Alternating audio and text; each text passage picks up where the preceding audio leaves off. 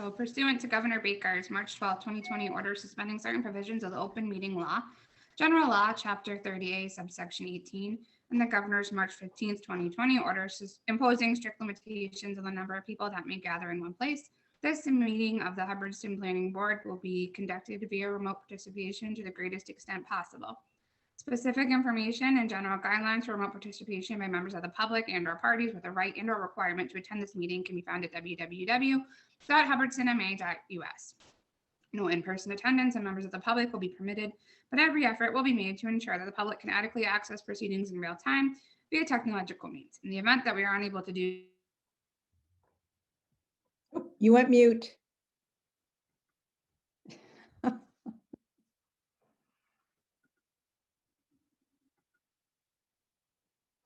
You are mute. Mallory, we can't hear you. Oh, Bill is here. Okay. The last line, which got cut off, at least where I am, I'll repeat, which is, in the event we're unable to do so despite best efforts, we will post on the town's website an audio or video recording, transcript, or other comprehensive record of proceeding as soon as possible after the meeting. Okay, so that having been read, I need to announce, this should be obvious from that, but the planning board meetings are broadcast live and digitally recorded. And I'll call the meeting to order. We do have a quorum. We have actually everyone here. Members are Bill Holman, Francois Steger, John Demalia, myself, Alice Livedall, Christopher Monroe, and our alternate, Erica Dack. We start the meeting by offering members of the public, a chance to make comments. But if you're here from the public to make a comment about one of the hearings following, you'll have another opportunity to comment at that time. So do we have members that are not speaking to, they're speaking to matters other than the agenda hearings? I just asked that they either raise their hand or make a comment in the chat so I can promote them, but I don't see anything. Okay, and then we have no minutes to approve tonight, correct? Correct.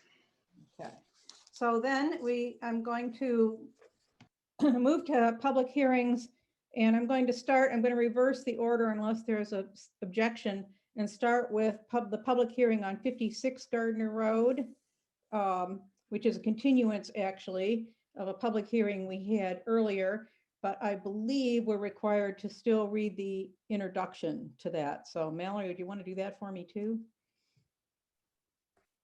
Of course. Let me just pull it open. All right, 56 Gardner Road.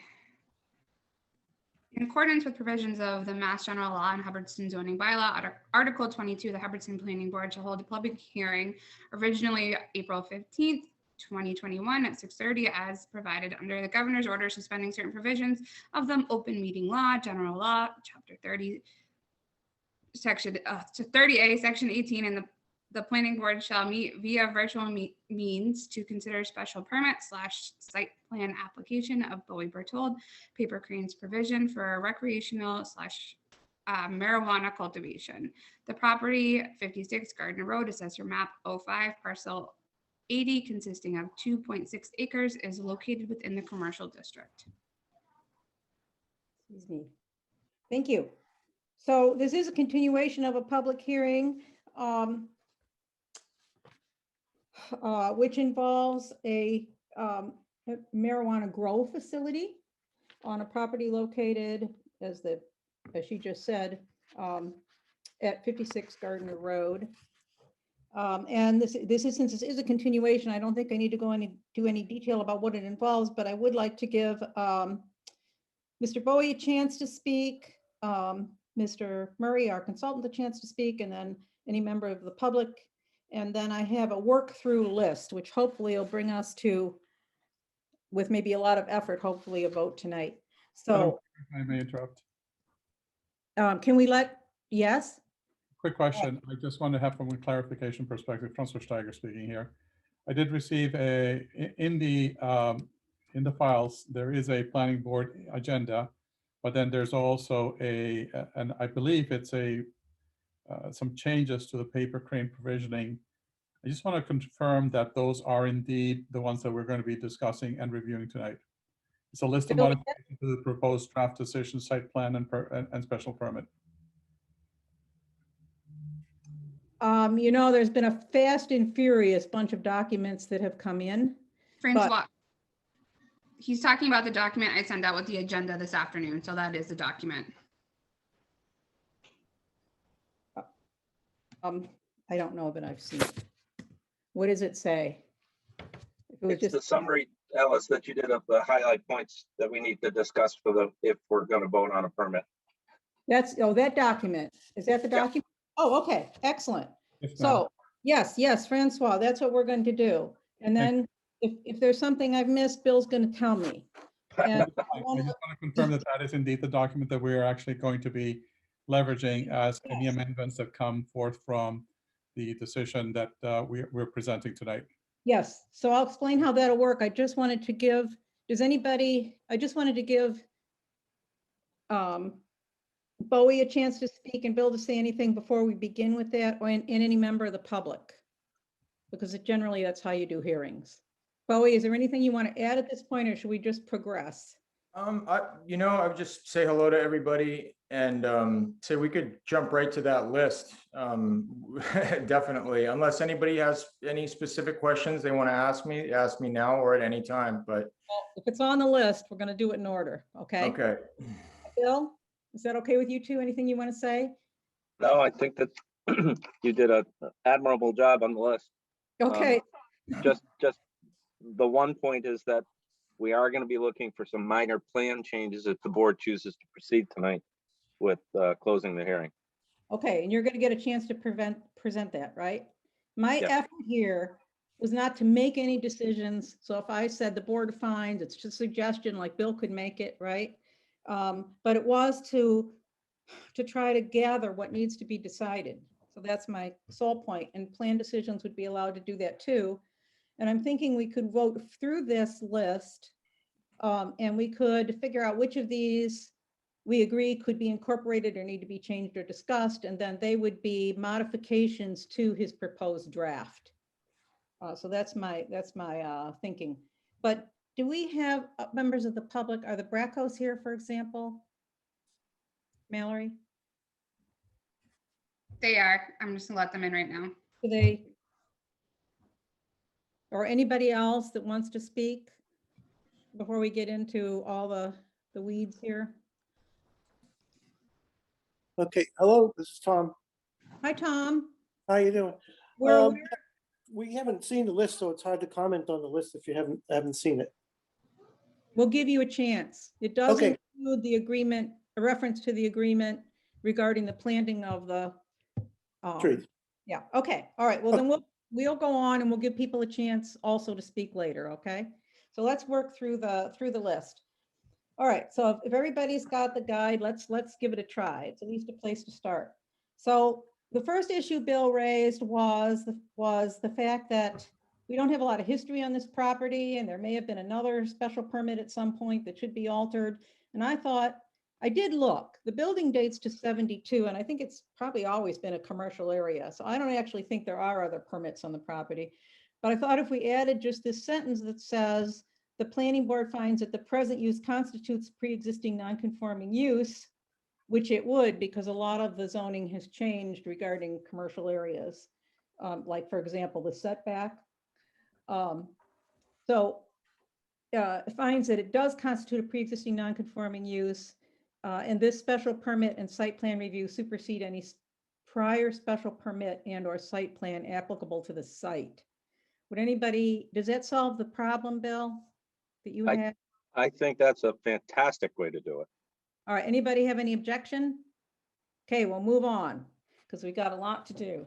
Parking and loading and the driveway, they're actually separate issues, but I've lumped them together. So I guess, I suggested that we make a finding that the 9, as you recall, it was 8, Bowie's going to have to help me, 6 to 8 employees. Yep, you were right, 9 parking spaces. You're exactly right there. Okay, so if we find the 9 proposed parking spaces are sufficient, that's one thing we would have to find. And is there any objection to that? Okay, so we'll say that's okay. Second part of the clause would be proposed parking, loading, and gravel driveway, which are pre-existing, they're on the site, are also sufficient. I'm thinking, so we have this issue that loading and parking are supposed to be paved, but this is pre-existing, and it seems to me, this is just my thought, it's not something that, it's something you guys have to decide, that we could say that would be sufficient until such, as long as it's an exclusively grow site and the public isn't going in and out. But then as soon as it becomes the shop, if it progresses to phase 2, it's got to be paved. So I need thoughts on that. I need from Bill, can we even do that? Do we need to just have waiver language, or how would we do that if we wanted to do that? Thinking. Well, the regulations do require that the parking area be paved or be a durable, non-dust producing surface. And it's kind of a requirement. Okay. So you're telling us we could leave the driveway unpaved, but the parking lot and loading areas should be paved. Is that correct? I'm looking that up now. Okay. I mean, I know there's this whole sort of trend towards pervious pavements in sensitive water areas, and it is an option actually, but in the bylaw, it's quite a specific kind of pervious pavement, right? It's not the gravel that, Yeah, gravel is not considered pervious okay. by the state. Could I just jump in here for a second? I wanted to really ask Roland to consider just this, as we are, as you guys, most of the board members know, we do have the ZBA hearing this coming Tuesday where we're beginning the conversation about the phase 2 build, which would incorporate the retail shop, a larger manufacturing building that would be built right over the parking lot for the stove shop, which is what we're talking about now. So I would ask if we could leave it the way it is, because if we had to pave it, we're really only intending to do this outdoor grow just this year. So I was hoping we could leave it so we wouldn't have to jackhammer it up to build, what we're hoping to build, about a 9,000 square foot new structure there. Okay, can I jump in? I think we ought to let Roland comment because it was a Roland, are you there and do you want to comment?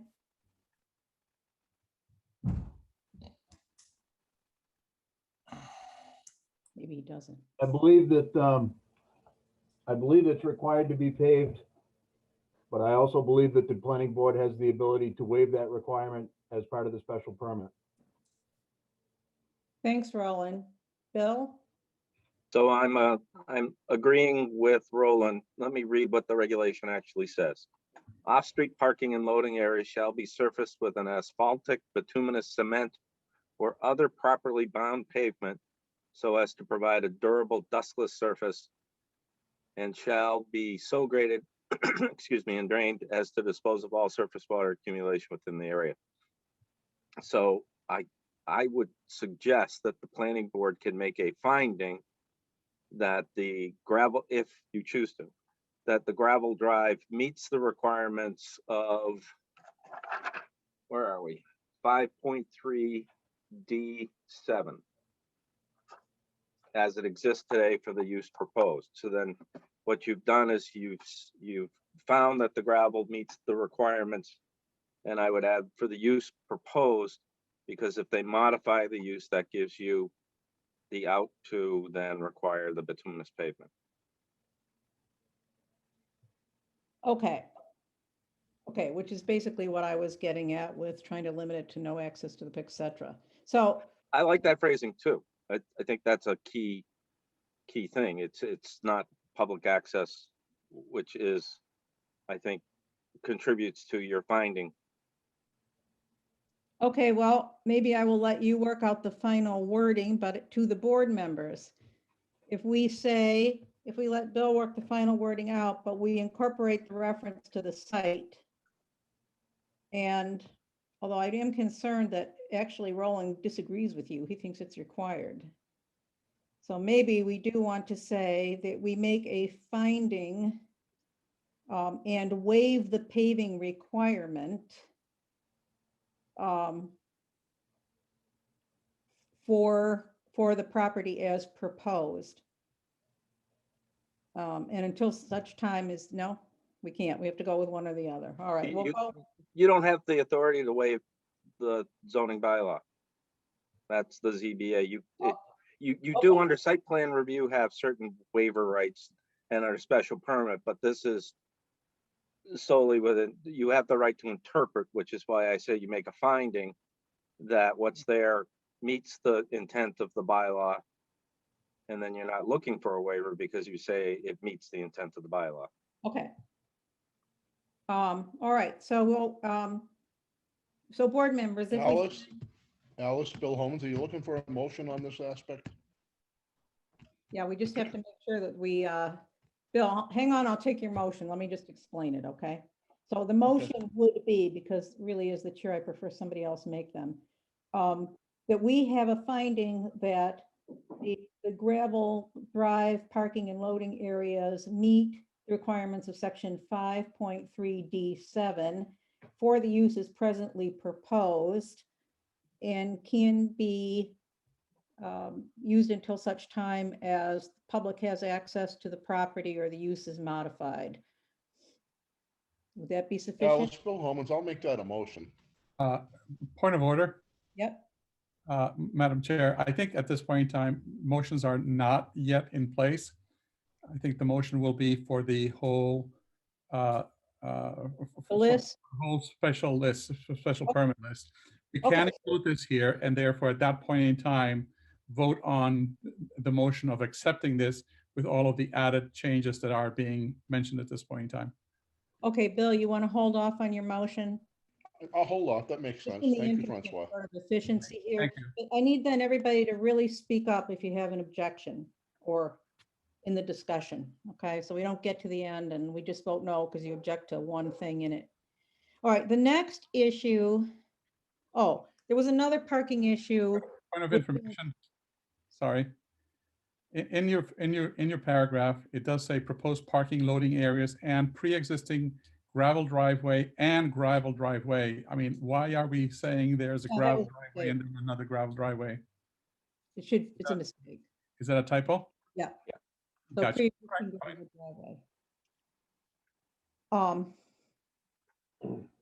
If everybody's okay with that and letting Bill word it correctly, not as a waiver, but as a finding that it, for the That's fine. given purpose, it's sufficient until it changes. We'll allow that. A second parking issue is, appears a couple of places in Bill's notes, and it is the fact that the screening of 2 parking spaces to the west of the metal building needs to be done because they would be visible from the road. So I would like to add that be screened, I guess, to Bowie. Why were they not screened? Is that any reason, or was it an oversight?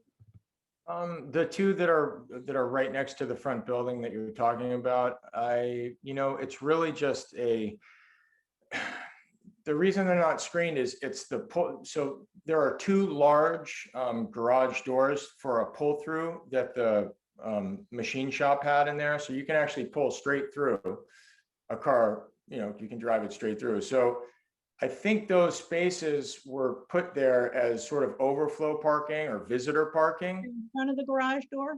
Yes, yep. But so we're only using one, the rear door is the only door we've designated for loading because it's inside the secure courtyard. So that front garage door is being permanently locked, closed with a security gate in front of it. So we're not going to be using it. Put some screening in? Sure, some bushes? Yeah. Yes. You don't see it from Gardner Road? They're gonna have a tough time, I can tell you, because that whole area in the drive there, it's just sand and crushed stone. There's no loam whatsoever, but I could put some stuff in pots. You could do a fence. Oh, okay, fence, sure, absolutely. Okay, you want to put that in, we'll install a fence to screen? Yep, Bill? Is that okay with the board members? Okay, now we get into all the tough areas. I tried to gather from all the notes, and it was quite confusing to me, everything that deals with odor and noise.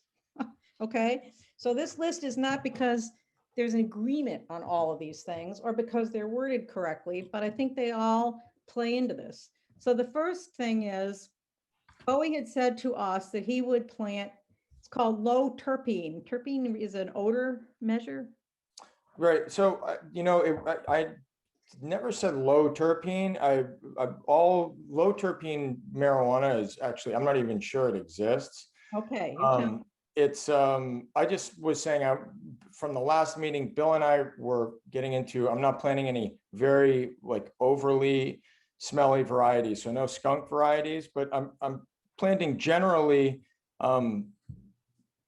varieties that are not in the skunk strain. So I don't want to get into the language of low terpene. That wouldn't be true. And anybody who says like no or low terpene is probably pulling your leg a little bit. So how would you so- describe the variety that's, I know you talked about Afghanistan. I mean, I had no idea how you. So we're growing just basically pure indicas. They're short, squat, fast flowering plants that are have a quick flowering cycle. So usually 60 days or less. Some of them are as quick as 45 days.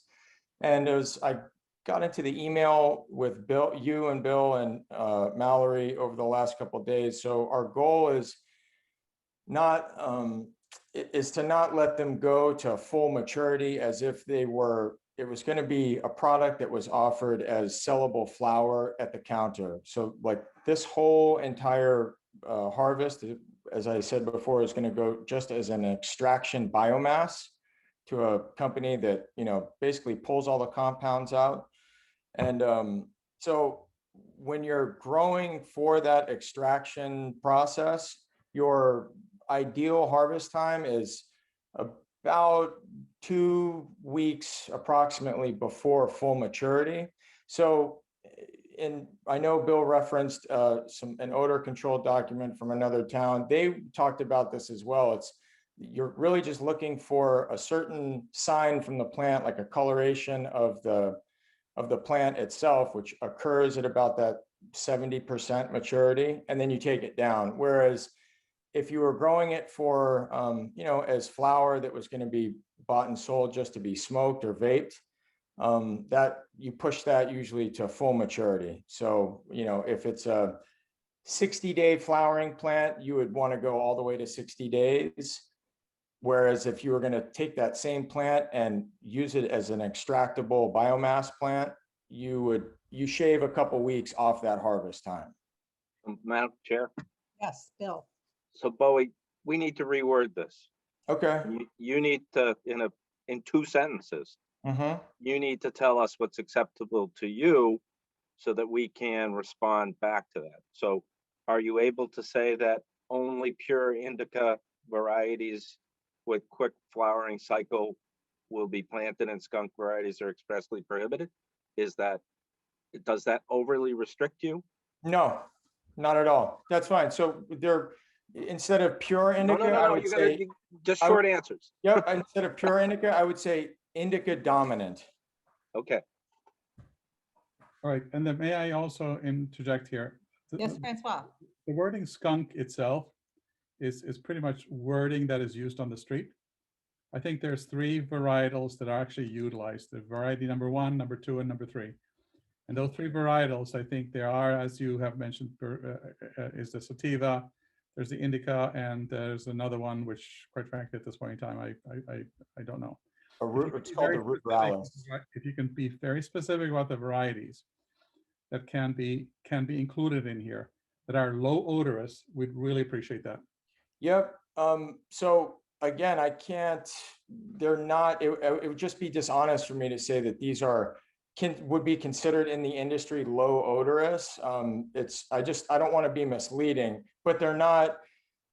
In comparison is what we're asking you. In right? comparison, yes, in comparison to skunk or something like that, this would be definitely considered low odorous as if you were growing a whole field of super skunk, for sure. Exactly. And so I think instead of using, what I think Bill has mentioned here, And that is using the indica versus sativa. And I think the third one is at this point in time called the ruderalis, right? So if it is the indica, which we at this point in time have identified as the one that is least odorous, at that point in time, we can at least make sure that we are focusing on that varietal and make sure that the word skunk itself is problematic to me, especially in a special permit like this here, where that is very open to interpretation as to what that means.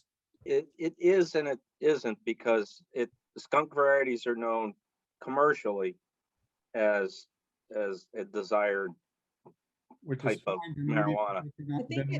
Then I believe, Bill, that we need to define what skunk means, right?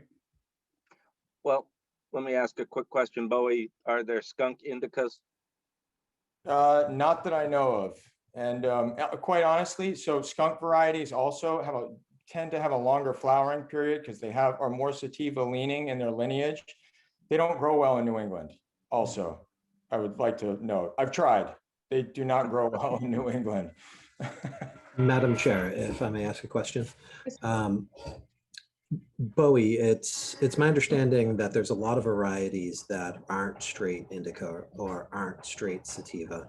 Wouldn't more appropriate wording perhaps be majority? Because in terms of the actual genetics, well, is 5% of this genome going to be indica versus whatever? And I guess the question also is to Bill on the board, where's the appropriate number for that in terms of something being majority indica? I can Chris, answer. He did Sorry. say dominant, indica dominant, which Yep. to me means 50% or more. Most of these are 80 in the spectrum of 75 to 80, if not higher, up to 90. So like one of our main varieties that's a award-winning extraction plant, the two of them are pure indica, 100%. And everything else would be in the 70 to 80% range.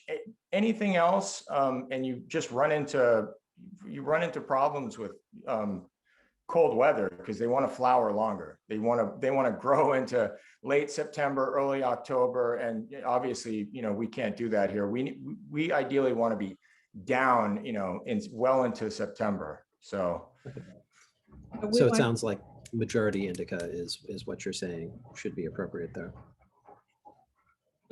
Yep, majority indica or indica dominant is fine with me. And do you think then we need to, I see skunk as like when I used to do software contracts, the people I work for used to say, when you say fix the bug, they said, well, bugs are a term of art. So I think of skunk as kind of a term of art like bugs are in software, but maybe not. So do we want to make any reference to skunk? Or do you just want to say indica dominant plants? If you are going to use the word skunk, you need to define what that actually means, especially since it's in quotes. Okay, Bill, I'll leave it to you. What do you suggest? Well, I think I like leaving skunk, and we simply put in parens high odor varieties. Also workable on my side. Okay, so we have that condition. So Thank you. let's move to 2, and this is already something that I know boys agreed to do. I'm just trying to figure out how to put it in writing. I had suggested harvesting will occur early before plants reach full odor potential. I get he's talking more in terms of before full maturity. How should we word that? Bowie, isn't full odor potential and full maturity the same thing? Yeah. Okay, so we say full maturity. Okay. Yep. Okay. And then this is an idea which I think I've seen in other decisions,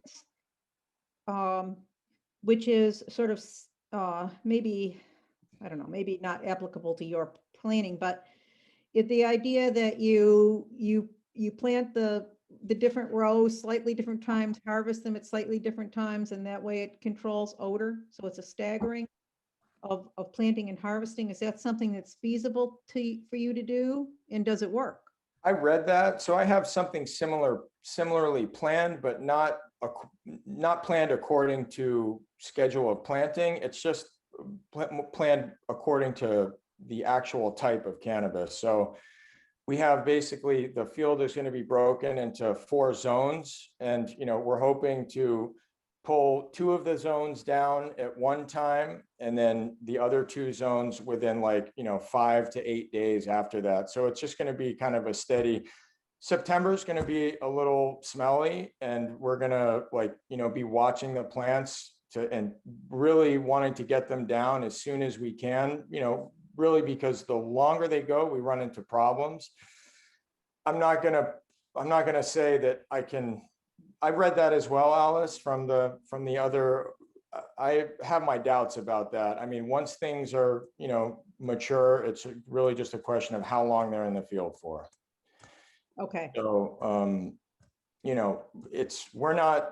I think they were talking about planting maybe a combination of some ruderalis, and there is a way to get some sort of maybe a harvest schedule like that, but we're just planting photo period plants, and come September 5th, we're gonna be watching them to pull them.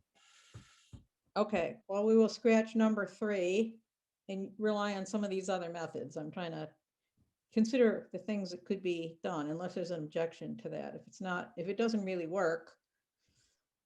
All right, so then one of the things Bill said, which I know you have agreed on, is that all processing of marijuana will be done indoors.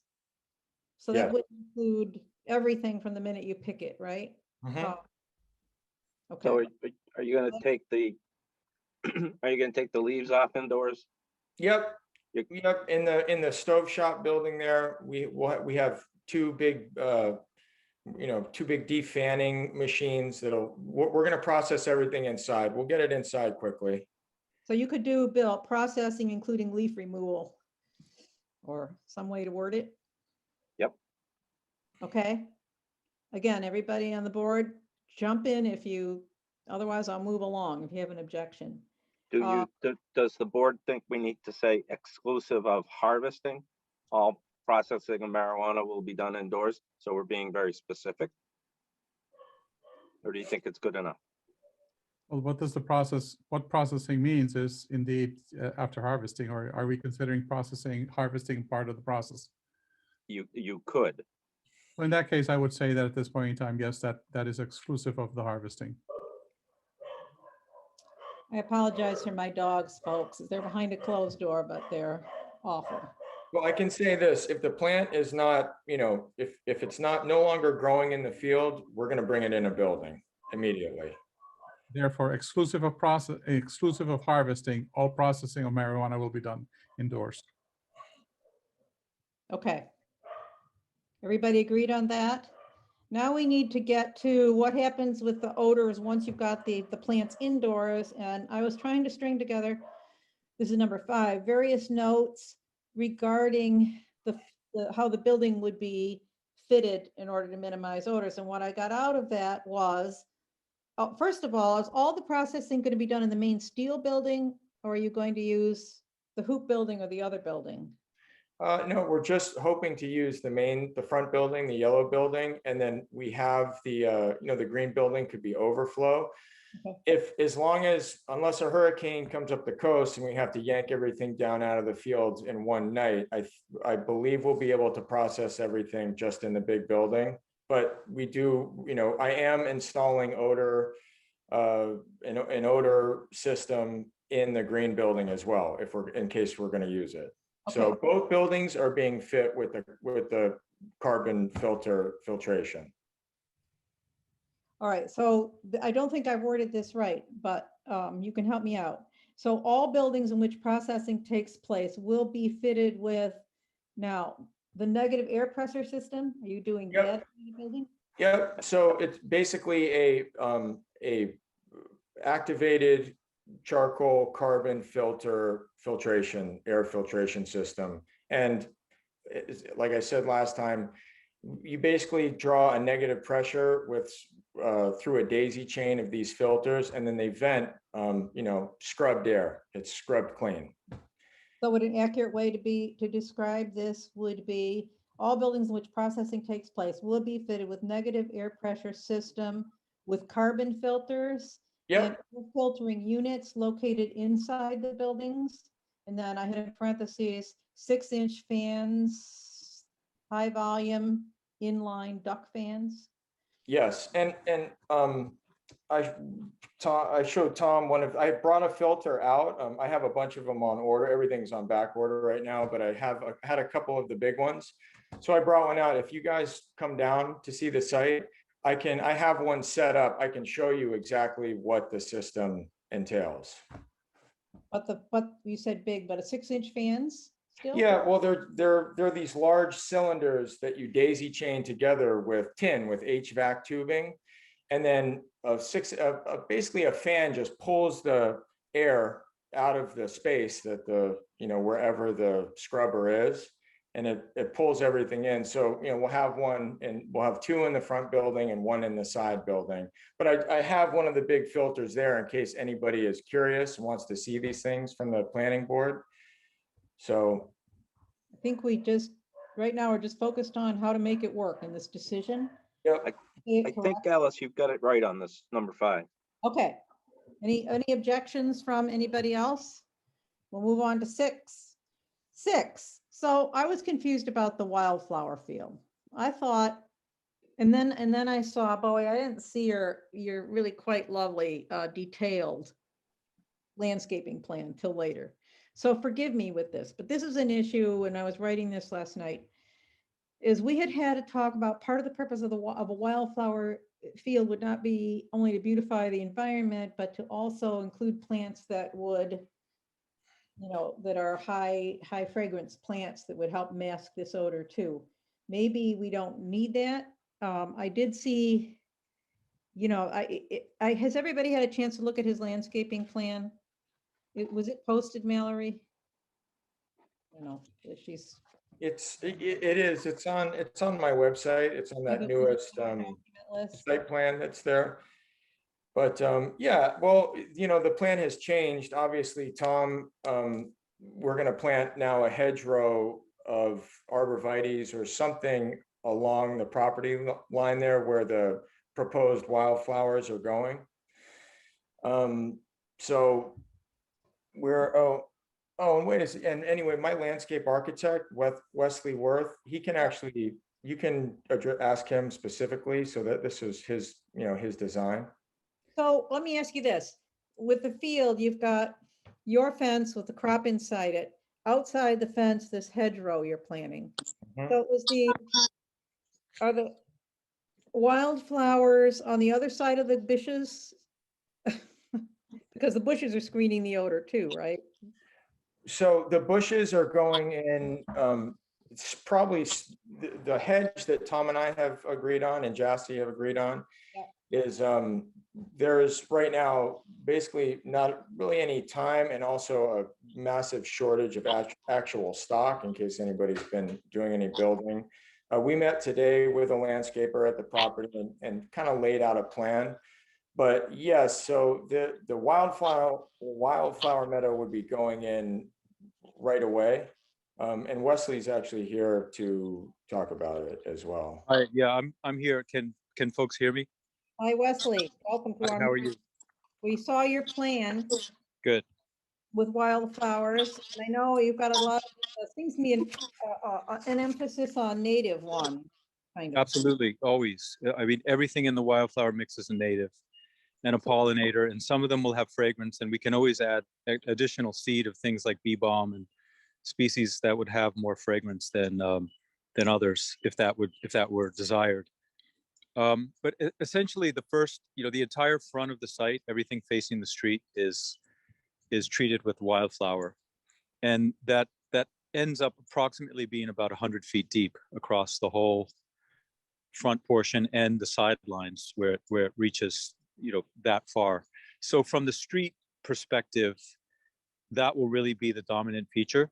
And then along the side property line where the cow pasture is, the intention is to put a row of sugar maples, and that will be that is become slightly less sugar maples because of an architectural change of moving the fence back to enclose the area in a better way. But they'll come back in phase 2 if that plan is improved. And then along that, continuing along that line, where after, as soon as the fence starts, will be an arborvitae hedge, which is planted intentionally to reduce the presence and sight of the fence along that entire perimeter line.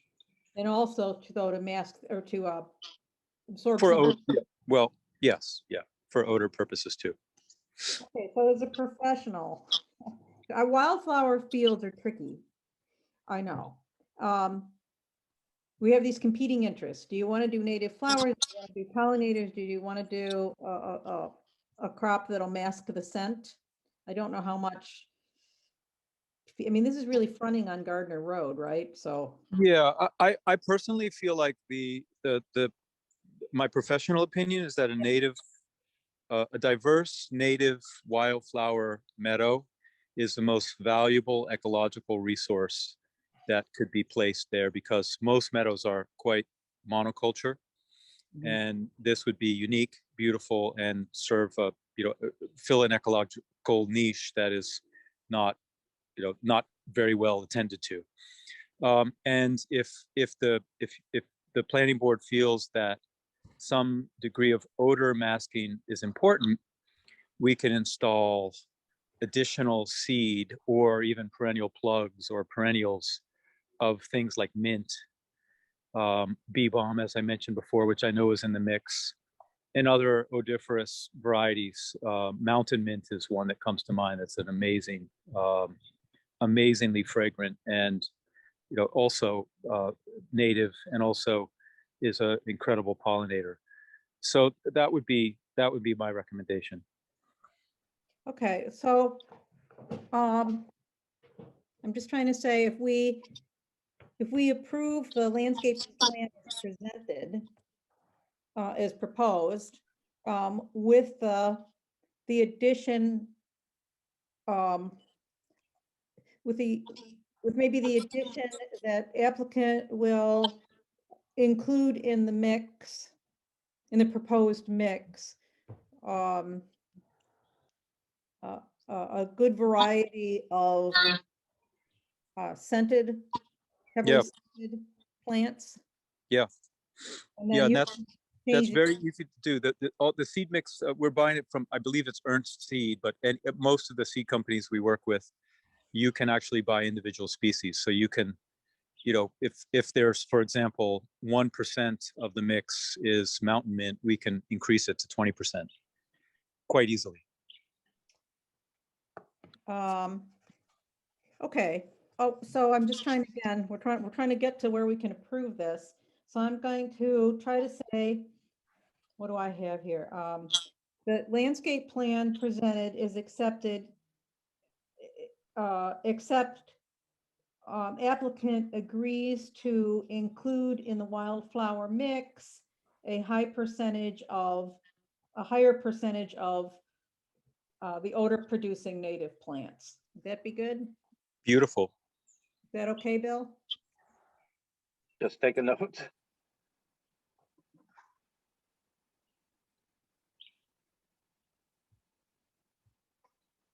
And then I had just added, but it probably goes without having to say it again, field will be maintained as a wildflower field and replanted annually if necessary. Chair, the Yes. only other question I would have here is it refers to field in singular. I'm assuming there are multiple fields here. Just two. Okay, so let's make sure It's that the front lawn. All it Yeah. is the front lawn.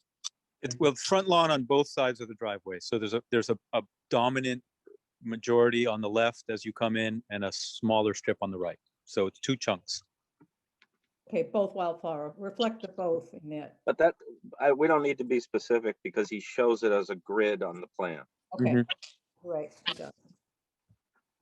And we just said we're gonna accept the plan, except the variety of the mix shall include a mix of natural, indigenous, highly sensitive perennials. Okay, got the wildflower done. Number 6, any objection? Moving on to 7.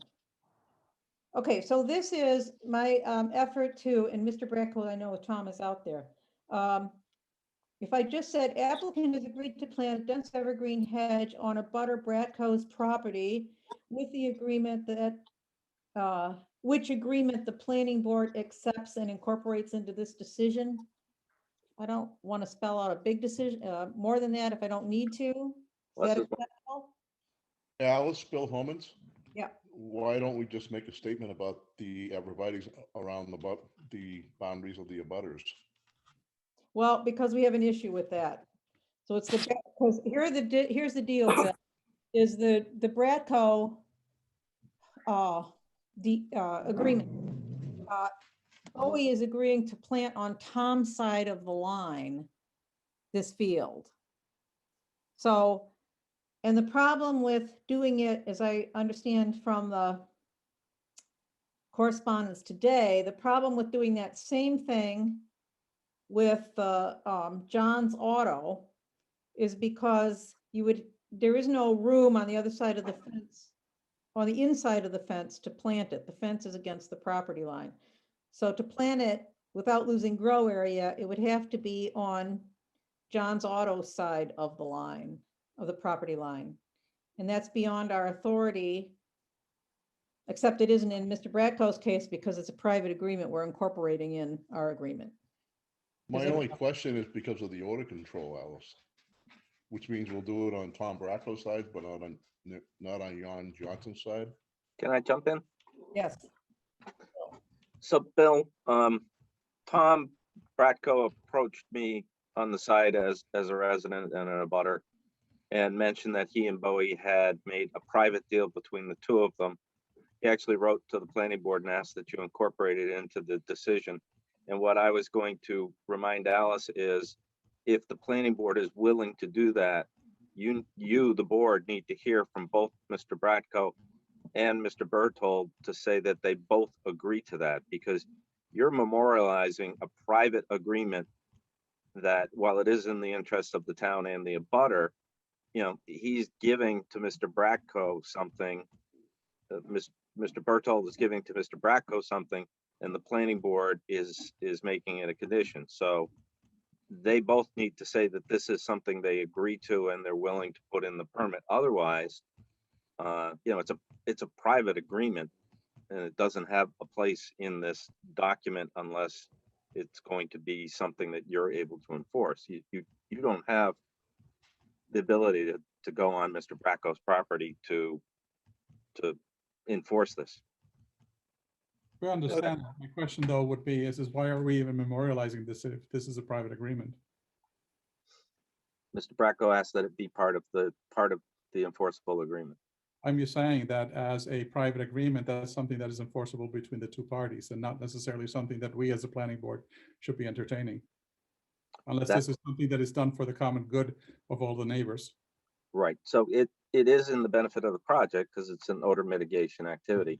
Only And part- that's why I'm phrasing it this way, Francois, because this is something the board needs to talk about. And I don't want it to become a precedent. No, precisely. And I right now am a bit concerned about the fact that we're memorializing something that is done private and not for the general good. I understand the rationale behind it, and I do applaud Mr. Bratko and Boy Berthold for taking care of this here. But again, we as a board, we are really looking at the benefit of what is here for all the members of the town. And wind blows 360 degrees.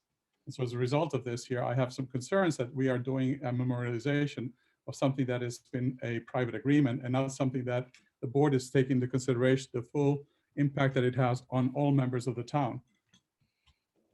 Can I jump in here in a minute here? yes, Tom Bratko.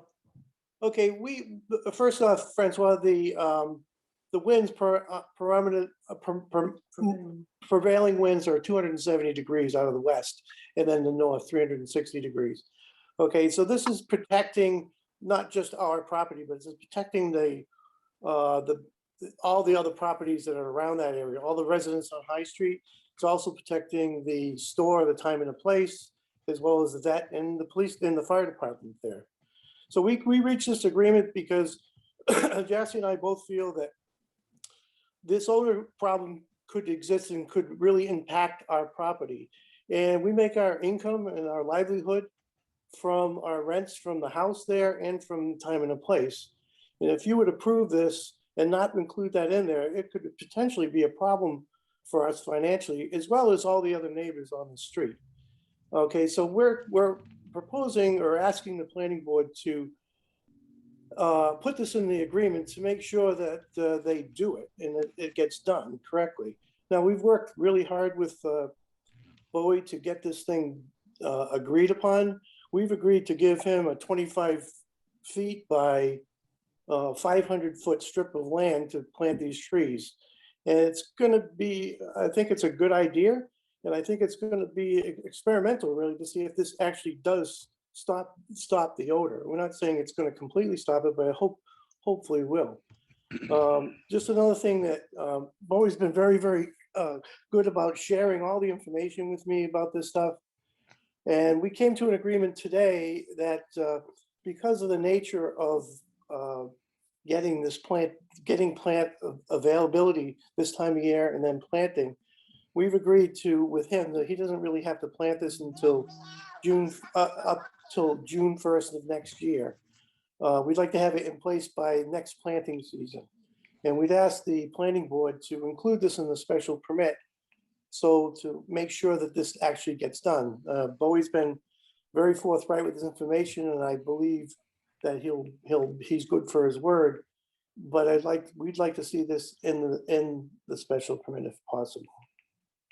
Mr. Brack, I really appreciate it. I'm not challenging the rationale for why this is not to be presented. I do see that in section 8, there is an agreement also indicated here for the applicant to also plant. Let me out, I'm stuck in your pocket. I think somebody's in full agreement with me there. The point I wanted to make here is that I do see there is a section 8. So let me say this here, Mr. Bracco, again, no challenge to the rationale that you presented. I do, however, believe that this is something that applies to all neighbors. And I do see that John's outer boundary is also included, and we can discuss this here as the next section. This is Jassy Bracco. I would just like to add that it was Bowie's idea to plant it on our side, on our property. That was not something that we requested, but it was something that we agreed to so that he would not lose any of his growing area. We're trying to help him out to give him additional growing area, because in a lot of places. I understand, Mr. Bracco and Jassy, I really appreciate this here. In the interest of time, what I'd like to do is pursue the next section so we can see if this is equivalent also for the next neighbor that we have, and also those individuals who live north of you. Thank you. We're the only ones that's north of it. No, we're south of it. That's sorry. So Tom, your property, I'm looking at the site map here. If you're looking at the property from Gardner Road, you are the entire right-hand boundary and the entire back boundary, right? Correct. Your land. So it's the boundary and then the other boundary. All right. So here's the story. I will come back and visit that, whether we include it or not, because that has to be decided before we move too far on. But the problem is with the chain of, I put this in, applicant agreed to plant a similar buffer hedge, which Bowie wrote and said he wouldn't have a problem with it. But then it turns out that hedge would also have to be planted on the neighboring property because the fence is right up against the property line. And we don't, as a planning board, have any authority to make him plant stuff on John's auto shop property. And we don't have permission from John of the auto shop either. May I ask a point in question to Bowie? Has Mr. John's auto approached you at all? You know, he has talked to a couple of my partners, Carl and Ben, who are there with me, every day. I don't know if it matters. I don't mind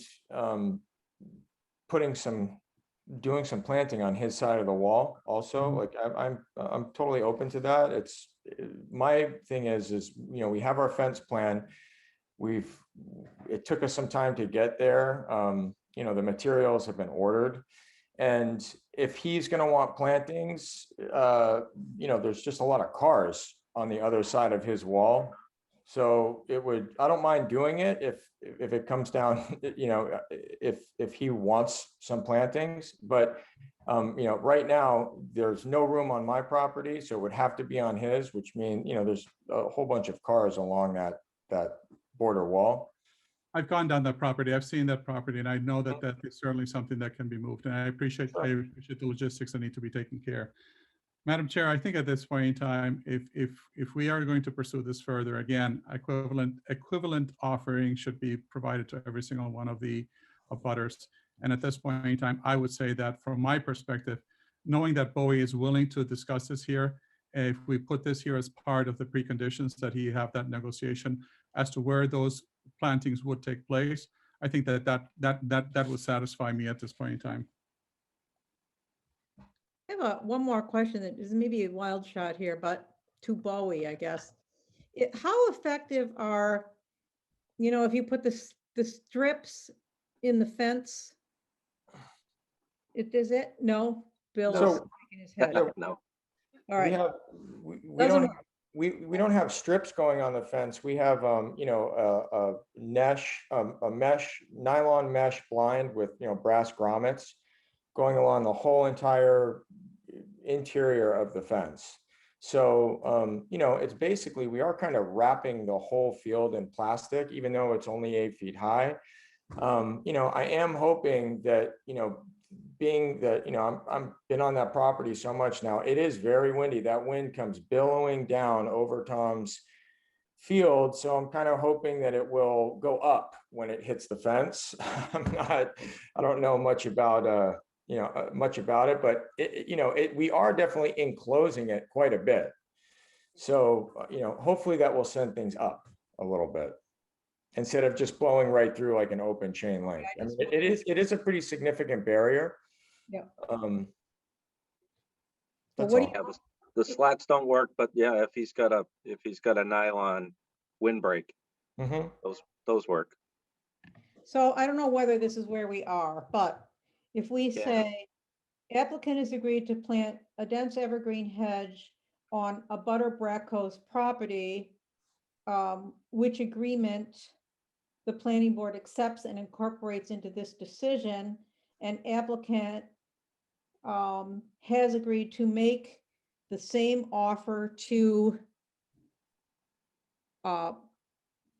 plant a similar hedge on a butter's land to the left of the property, North. north of the property, subject to acceptance by that abutter. I mean, I don't know how, I don't have a problem with that. Right. okay, can you word Well- that? Renee? I was thinking that we streamline it and we simply say the applicant has agreed to plant a dense evergreen hedge on the abutter to the south and to the north, which agreement the planning board accepts and incorporates into this decision. Such planting shall be completed by June 1st, 2020. Oh, If no, not un- 2020. 2022, thank you. If unable to achieve compliance with this requirement, the applicant shall petition the board for a modification of the special permit. I think that makes sense. And so it's in I his also best agree with interest. that. Thank you. It's in his best interest to make the deal with Jan. Otherwise, he's got to come back and do this again. I think that's motivation, huh, Bowie? Yes? I'm not happy about it. I don't know. I mean, Bowie could also insist that the cars be moved. We're not gonna make you clean up. Absolutely. I think that's a negotiation that can take place. And if anything, it helps clean up the place. Okay. I think that sounds great. I think that sounds great, Madam Alice. Okay, and that would be, the same time would be extended, June 1st, 2020. 2020. 21, 22, I should say. 22, my bad. Okay, all right. All right, so now we're down, we got to 8, we're on 9. This was a provision that Bill put in. I'm not opining on it either way. I just think that it's got to be discussed by the board, and it's got to be decided whether it's reasonable. So I actually reworded it a little. The idea would be if there's three or more credible, if there are three more complaints that the people make about excessive odors emanating from the site, the board would hold a public meeting to air those grievances and suggest mitigation matters. I have, but the way it was worded, Bill, is first of all, I don't want the planning board or any, that people to be able to complain to anybody in town. That they have to bring the complaint. I mean, they bring it to us, we can send it to the ZEO, but it is really Roland's, he's the enforcement person. So that's who it will go to, and I don't know whether this all should be, I suppose we should consult Roland, who I still believe is out there. And I also think there should be some qualifying thing like credible complaints. Because if you just drive by and you happen to notice a whiff of it, you shouldn't be able to call a meeting and shut the whole thing down, it seems to me. It's got to rise to that, nuisance level. I don't know. I leave it to the board. What I wrote is a proposed option would be if the zoning enforcement officer receives 3 or more credible complaints about excessive odors emanating from the site, the planning board will hold a public meeting to address concerns and may impose additional odor mitigations measures as a modification to the permit. So I open it for discussion. Do we even want that provision? And if so, how do you want to control it?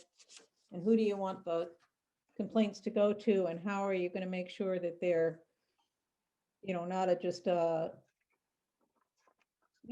it is a problem that rises to the level and not just a nuisance to all of us to have a complainant.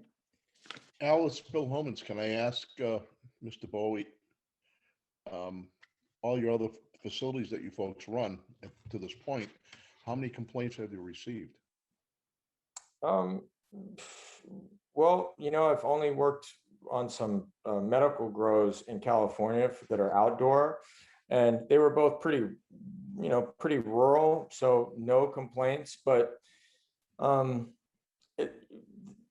it's tough to tell. I mean, it's like Tom Bracco kind of says, this is kind of an experiment to see, to see how this is going to go in this location, really, how smelly it's going to be. It's kind of, it's location specific. So just in terms of, most of the time, it seems like the wind is coming over that hill and blowing, like you said, from, north towards the back of the property. I don't have a problem if people have concerns when we're into the growing season, if it's, I want to hear people's concerns, even though I guess they would be filing a complaint.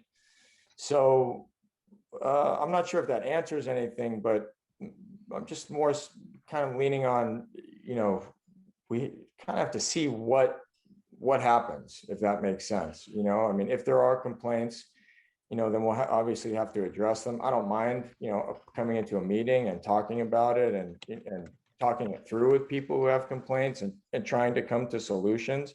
But the two big medical grows that I've done were 0 complaints, but they were also in Northern California. So,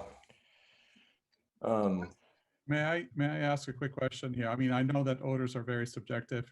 Roland Jean, I know that you as a zoning enforcement officer work in different towns. Have you, in your experience, received complaints of odors of any different kind? Not necessarily marijuana, but other types of things. And when you deal with that, how do you deal with it? Sure, that's a good question. What I can tell you is that Hubbardston is the only town I work in that allows outdoor grows. And I think the fact that they allow outdoor grows means that they're willing to accept the way it smells. And I can't even think of I can't imagine a scenario where I would entertain a complaint. I'm really talking more generically, not necessarily with regards to marijuana. I know that you work primarily in the city of Gardner. Have you ever received complaints of odor issues? Not marijuana, but could be some other nuisance odors as a zoning enforcement officer. And if you are receiving those, how have you dealt with them from an understanding as to whether or not this is truly a malodorous situation? Odor complaints are handled by the Board of Health. Gotcha. Board of The Health. Board of Health. Oh, It's a Board of Health. public nuisance. Yeah. Okay, so it shouldn't be. They're not a zoning issue. Okay. So Madam Chair, Alice Philhomet, oh, I'm sorry, go ahead, Francois. no, I think I'm going to bring up exactly what you're bringing up as to whether or not this is actually going to be addressed by the right board or by the right enforcement group. Or should this be something that needs to be enforced, say, for example, by a different entity within the town? Well, except they wouldn't have they wouldn't have the ability to do anything with it. We're the people that could modify the special permit, right? Alice Philhomet, Bill, yes. just with the process of a special permit and us granting it, do we need to even have this listed on the special permit? Because if we get complaints, we could pull in and have a special hearing meeting, open meeting to discuss this and ask Mr. Boyd to come in, correct? Yes, Good, I guess there's, Bill's point is that it shouldn't be just one complaint that triggers a hearing. It should be like 3 complaints, right? 3 complaints in a year or something. so this And is there what, ought to be forum to, before it becomes a huge problem, if it happens to be a huge problem. I got this from a county in Southern California where they have a lot of growing fields mixed in with residences. And this was a requirement that they put in their approval permits, so that it's an identification that the board that issues the permit is watching them and that they do in fact have power. You do have the power without this condition. Under 7.17.8, it says the planning board hereby reserves the power to modify or amend the terms and conditions of this approval on the petition of the owner, leasee, mortgagee of the premises, or upon its own motion for cause. All provisions of this paragraph applicable to approval shall, where appropriate, be applicable to such modification or amendment. Such power is hereby reserved. So we have a blanket one in there that if somebody does in fact have an issue, we don't need that condition, but that condition does highlight a process as opposed to a blanket condition. And as I said, I got it from a county in Southern California where they identified that this was an issue. The other thing that I note is the way it's currently written is the board may impose additional odor mitigation measures as modifications to the special permit. There aren't a whole lot of odor mitigation measures for outdoor growing. There really aren't a whole lot. And I have done quite a bit of research on that. So really the mitigation measures would be a modification of the operation or a reduction of the operation. I don't think that there really are very many other things other than what Bowie's doing right now. And may I just add to this here? I think one of the things is that this may also be prompted as a result of the systems not working, i.e. the filtering systems. And so I think there's a good reason to have these items in our special permit. I mean, I do still struggle with the fact of who does the complaint go to? So it could come either from, a neighbor such as, Jones Auto or Mr. Bracco or somebody else, but because it can be powerful and unbearable, not even allowing people to feel, to be in a comfortable environment. I think we need to have something of this nature, but the question I still bring up is how do we handle this here, and who does the complaint go to, so that it can be raised eventually to the planning board? So I could Well, simply address. technically, I'm sorry, Bill Holman's, Bill, go ahead. Roland's correct that if the complaint comes in, it does go to the Board of Health and they have the authority to step in. But we also have the authority with the special permit, I believe. Correct. Would it be therefore that the actual, instead of it being the zoning enforcement officer, it actually go to the Board of Health, and the Board of Health therefore raising it with the planning board, therefore activating these clauses? I think that would be better. I think these complaints should be direct. I mean, whoever is taking complaints can say, oh, that's the Board of Health jurisdiction, right? Or if somebody gets a letter addressed to the planning board or the select board or whatever, complaining about the odors, they can send it to the Board of Health, right? Correct. So if As it's the long as we Board of find the right Health, agency or the right group. It The just right needs to eventually be raised to us, and we then activate the clauses that are in effect.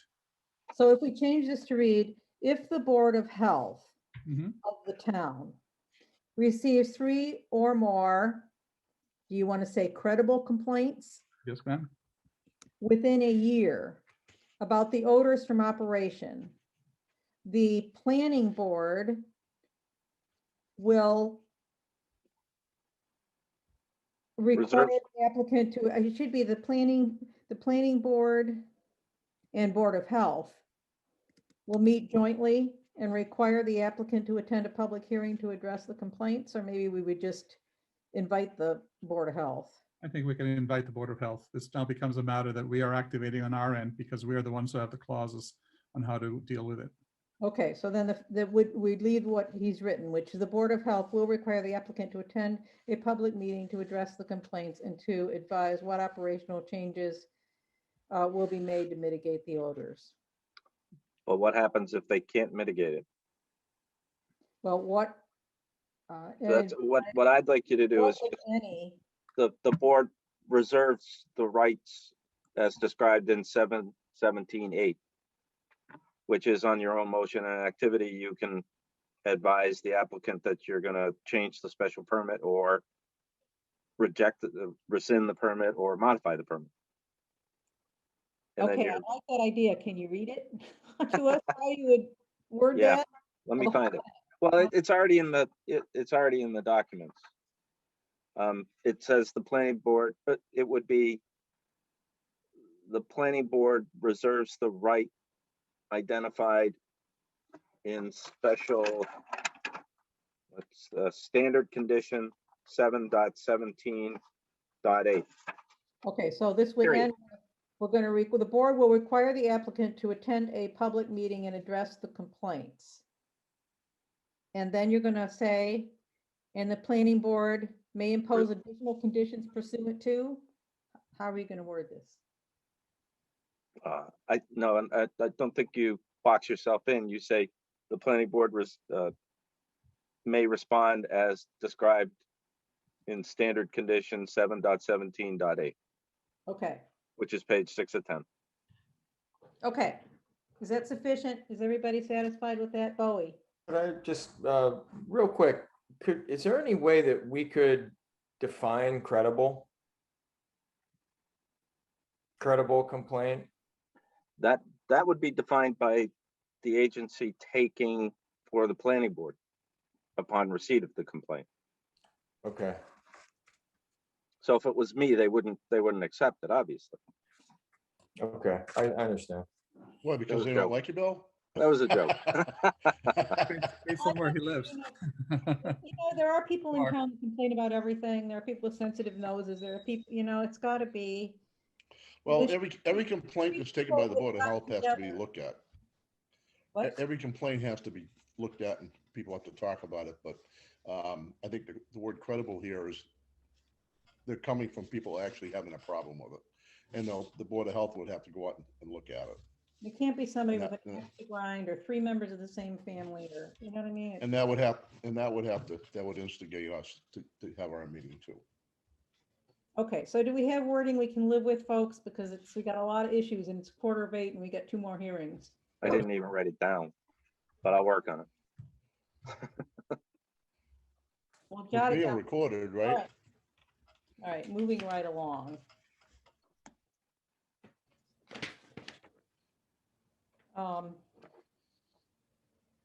Okay, I think the next one's easy because Bill has it in his agreement. It's just that it wasn't clear to me that it was there. So we do need to, we all agree that I've written it, applicant will annually plant cover crop as soon as cannabis crop is harvested to prevent erosion and water pollution. Bill actually has these provisions. We just need to agree that they should be incorporated, I guess, right? Nobody has an objection to that, right? Including Bowie, you're going to plant? No objection. Okay, all right. And then also, there was this issue about, which I don't really quite understand, a fence that can alter grow areas.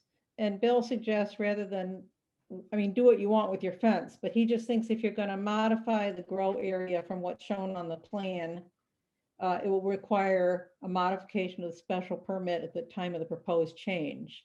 Now, we don't want to make your world difficult, and we can do minor modifications without going into a huge hearing process. But does that make sense? If we add modifications to grow area shown on plans, will require modification of special permit at time of proposed change? That makes sense to me. Okay, done. Anybody else have a problem with that? Okay. Lighting, Bill had said, I think there was this issue about whether you were going to use the high tunnel building to propagate plants, you know, in the beginning with grow lights, but you're not going to do that, right? No exterior, I mean, no outside lighting, full dark sky. Because the high tunnel has a translucent. Yep. Yes. Yeah, right now, there's nothing on it. We are gonna, when we bring our clones in to harden them off, we're gonna put a black shade cloth, 40% shade cloth on the whole thing. And it's gonna be up there for a little while. And then eventually it will just be clear plastic. Yep, 8 mil plastic. Okay, all right. So the idea would be if you did put a light inside, it would light up the sky. So you're not putting any lights inside. No lights inside. Yep. Okay, so Bill, you've got that, right? Yeah, we want to leave that condition. Okay, and that's the way it's written. All right, hours of operation, you know, these are, hours of operation are always included in our commercial permits. And I suppose it makes some sense. So you don't have people there, you know, working in the middle of the night. But if we said Monday through Friday, 8 to 6, I don't know whether that's fair because on harvest time, where the days are longer, do you need to work later than that? Yeah, so exactly. I would say in general, I mean, it's just basic, they're ag hours. It's like, I would say we could do 7 to 7. I mean, I'm gonna be there 7 to 7 every day until middle of October. So, and then during harvest gets crazy. You have to work into the night. If you're, say you're, getting close to your harvest time and 2 or 3, or 2 days of heavy rain is forecasted, then, it's all hands on deck.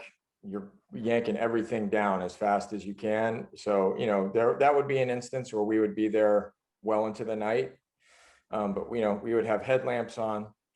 I wouldn't have the site lit up or anything with work lights.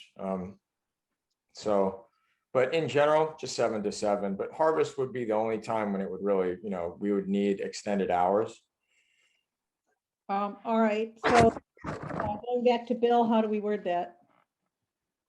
Hours of operation of the facility will be 7 a.m. to 7 p.m., except hours may be extended later, maybe extended later during harvest season. If necessary. Would it make better sense for us to just indicate dawn to dusk unless it's under special circumstances, which is the harvest times? Since he does mention this is a growing operation. There's no reason you couldn't harvest in the early morning either, right, Bowie? No, we can't. I'm just, sometimes, it's a common occurrence in the fall. If you get a big rain that's coming in and your plants are heavy, then, you have to take them down, and it's a process. You have to take them down, you have to defan them, and, so that could be those are stressful days. Those are long days. We'd be, early morning, late night, but well, if we I would say Francois' suggestion is good. dawn to dusk. So it's With a extenuating hours, extended hours during harvest time if necessary. perfect. Perfect, we got it. Everybody agree? Yes. Dawn to dusk, extended hours during harvest time if when necessary. And that's Okay. not just Monday through Friday, but pretty much 7 days a week is what you're indicating here. 7 days a week.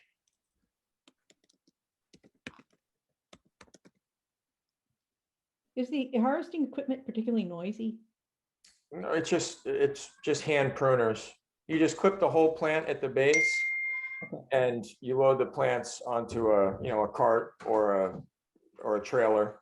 That's it. There's no any of the processing equipment are just fans that suck the leaves off the plants and chop them off. They're silent. And those are inside anyway. It's, you just are snipping at the base of the plant and taking the whole bush. Okay, so there's not going to generate a lot of noise on the weekends. No noise. Weekends. Okay, all right. All right, well, let's leave it at that. Okay, so we still have 3 big issues and I'm so concerned about our other petitioners, but it is what it is. All right. So another issue was Bill put in this term, and I don't think we discussed it. I think we need to discuss it. Yep. I would not agree to it without discussing it, agreeing to it. And that is that there would be a 3-year term limit for the special permit. And the way this would read is this special permit, this is Bill's language, this special permit is valid for a term of 3 years from the date of issuance. Should the applicant desire to continue the uses granted by this permit after the 3-year period, they shall petition the town for an extension of the permit, a minimum of 3 months prior to the expiration of the permit. And then it says the board shall require notification to abutters, advertisement in newspapers, common circulation, public notice. Sorry, I can't read anymore. For a public hearing to receive input from abutters and other interested parties. The board shall then be able to extend, modify, or revoke the permit as issued based on updated findings developed from the public hearing. So, I mean, that's maybe controversial. I mean, I know that the plan is to supersede this special permit anyway within the 3 years, right? To add the shop and everything else. But Correct. how does the rest of the board feel and how does the petitioner feel about that term, I guess? I don't have a huge problem with it. My plan, you know, is not to have this a big outdoor marijuana field I mean, this was really, you know, planning to do this year and then hoping to move forward with the larger plan and you know, the larger build out. Yeah. So I don't have you know, like I said, this is an experiment. I don't have a problem with that. Well, how long, I mean, what is there usually, is there any limit on special permits usually? Is it 5 years or is it just go, Bill, you know, that question. indefinite? It depends. The planning board has the power to limit the term of the special permit. If you do not exercise the special permit within 2 years, it expires. So if you do not initiate the construction or whatever is being allowed, it automatically expires under state law. My reasoning for this is this gives the planning board, let's say that Bowie decides that he doesn't want to pursue phase 2 or environmental or economic conditions prevent him from doing it. It gives the planning board the ability and the requirement to revisit this to make sure everything that is part of the special permit is working the way that it was intended. So you could do the term for less than 3 years, you could do the term for 3 years, you could do the term for 8 years. There's no criteria. This is a judgment call on your part.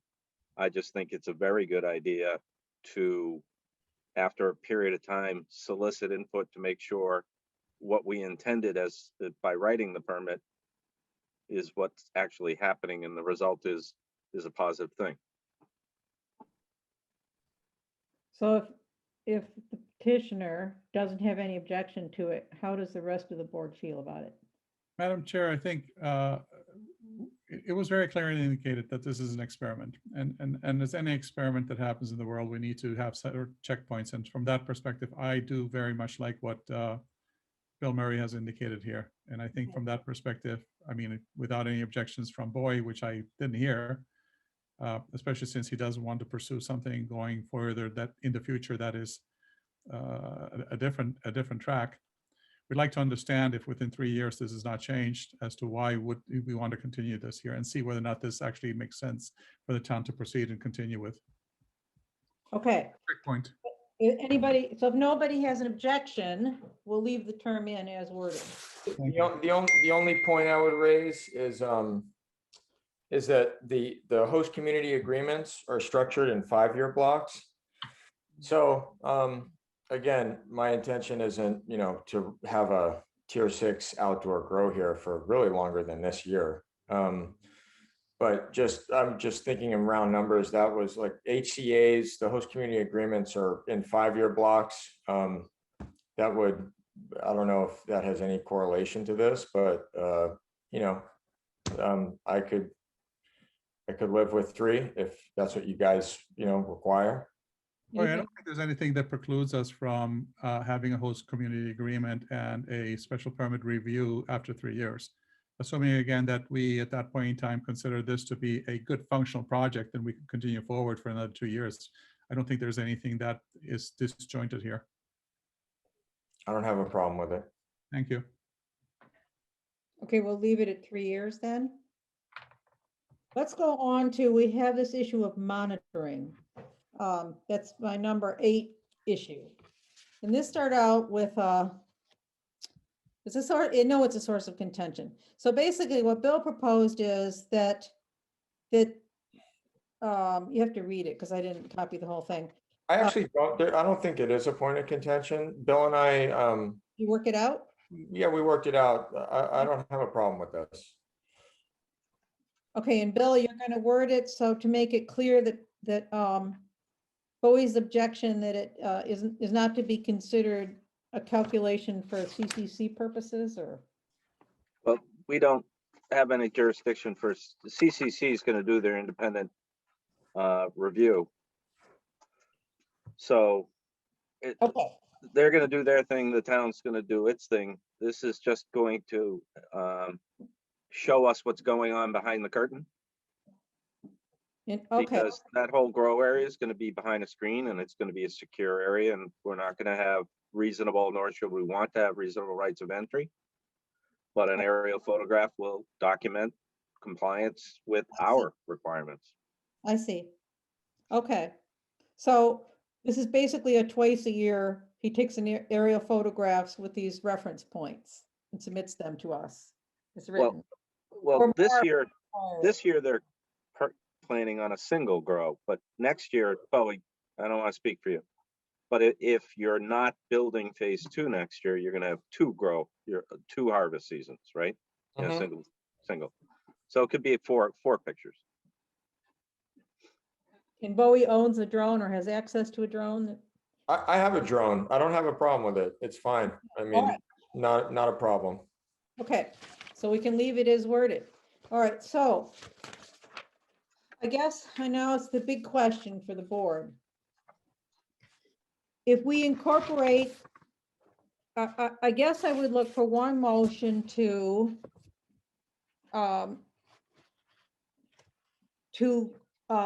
grant site plan and special permit approval based on the draft decision presented by Places Associates as modified by the terms and conditions we have just discussed. Items 1 to 8. What? Items 1 to 8. Items 1 through 8. Someone want to make that motion? Alice, Bill Holmes, I'll make that motion. Is there a second to the This is motion? John Demalia. I will second that motion. From a Okay. discussion perspective, Madam Chair, the only caveat to all of this here is I'd like to see a final draft of all of the changes that were put in so that we can all make sure that we are in full agreement. I do in principle agree. I just want to make sure that what we are agreeing to is actually in black and white and that it is written in the manner that we have indicated. Bill, how would you, we were going to do an amendment to that. How would you suggest that? Or a qualification to that motion? Subject to, The final draft being presented and reviewed by the board members. I don't know that you actually need to do that, and I'll explain why. We have a draft decision and a modification which need to be blended. We will be producing a second draft. You're approving tonight, but you're not endorsing until the second draft has met everybody else's independent approval.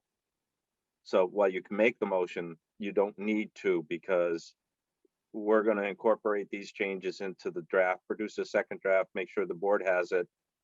And then you're going to vote again to endorse the agreement, or actually, if you approve it tonight, you're not going to sign it until everything is the way that you want it to be. In that case, Bill, I do agree that that makes a lot of sense. So yes, I think we can proceed. Did we get a second? We did, right? Yes. Yes, from we did. Mr. Devon. So traditionally you make a motion, a second, and then a further discussion. So we also do have the Bradcos out there and are there any other people out there that want to speak? Mr. Jean, anybody? This is Tom and Jassy Bratko. We're all set. Things look good. Thank you. Okay, Roland, anything that you want to add? I have nothing further, Madam Chairman. Are we ready to vote? Yes, Okay. Yes, ma'am. Okay, we'll vote. You have to, everybody can vote. Everybody's eligible to vote on this. There's no, so I want to be the last to vote, but if you'll indicate your vote with your name. Bill Holman's aye. Yes, John D'Amelia, aye. Christopher Monroe, aye. Tiger Eye. Erica Dack, aye. and Alice Lipdahl, aye. Great. Okay, Bill, we'll look forward to your draft. Will we have it to approve by the 20th? You'll have it by this coming Monday. Okay, Thank you, everybody, and I'm very grateful. Thank you for giving me this opportunity. And if you see me, approach me. I'm open to discuss this anytime. Boy, thank you very much for the cooperative approach that you've given to all of this here. I would say that as a board member and as a citizen of the town of Hubbardston, I really appreciate this here. You're welcome. Thank you very much in return. Thank you, Bowie. thank you. Thank you very much. Okay. We need to move on to our second hearing here. This hearing involves 56, the 69 Gardner Road plan, and it's a continuation from a public hearing earlier, and I'm going to let Mallory read the introductory. Sure. In accordance with provisions of Mass General Law and Hubbardston zoning bylaw, Article 22, the Hubbardston Planning Board shall continue a public hearing originated on Thursday, April 15th at 6:30 p.m. as provided for under the governor's order suspending certain provisions in the open meeting law. The planning board shall. Oh, we've lost you.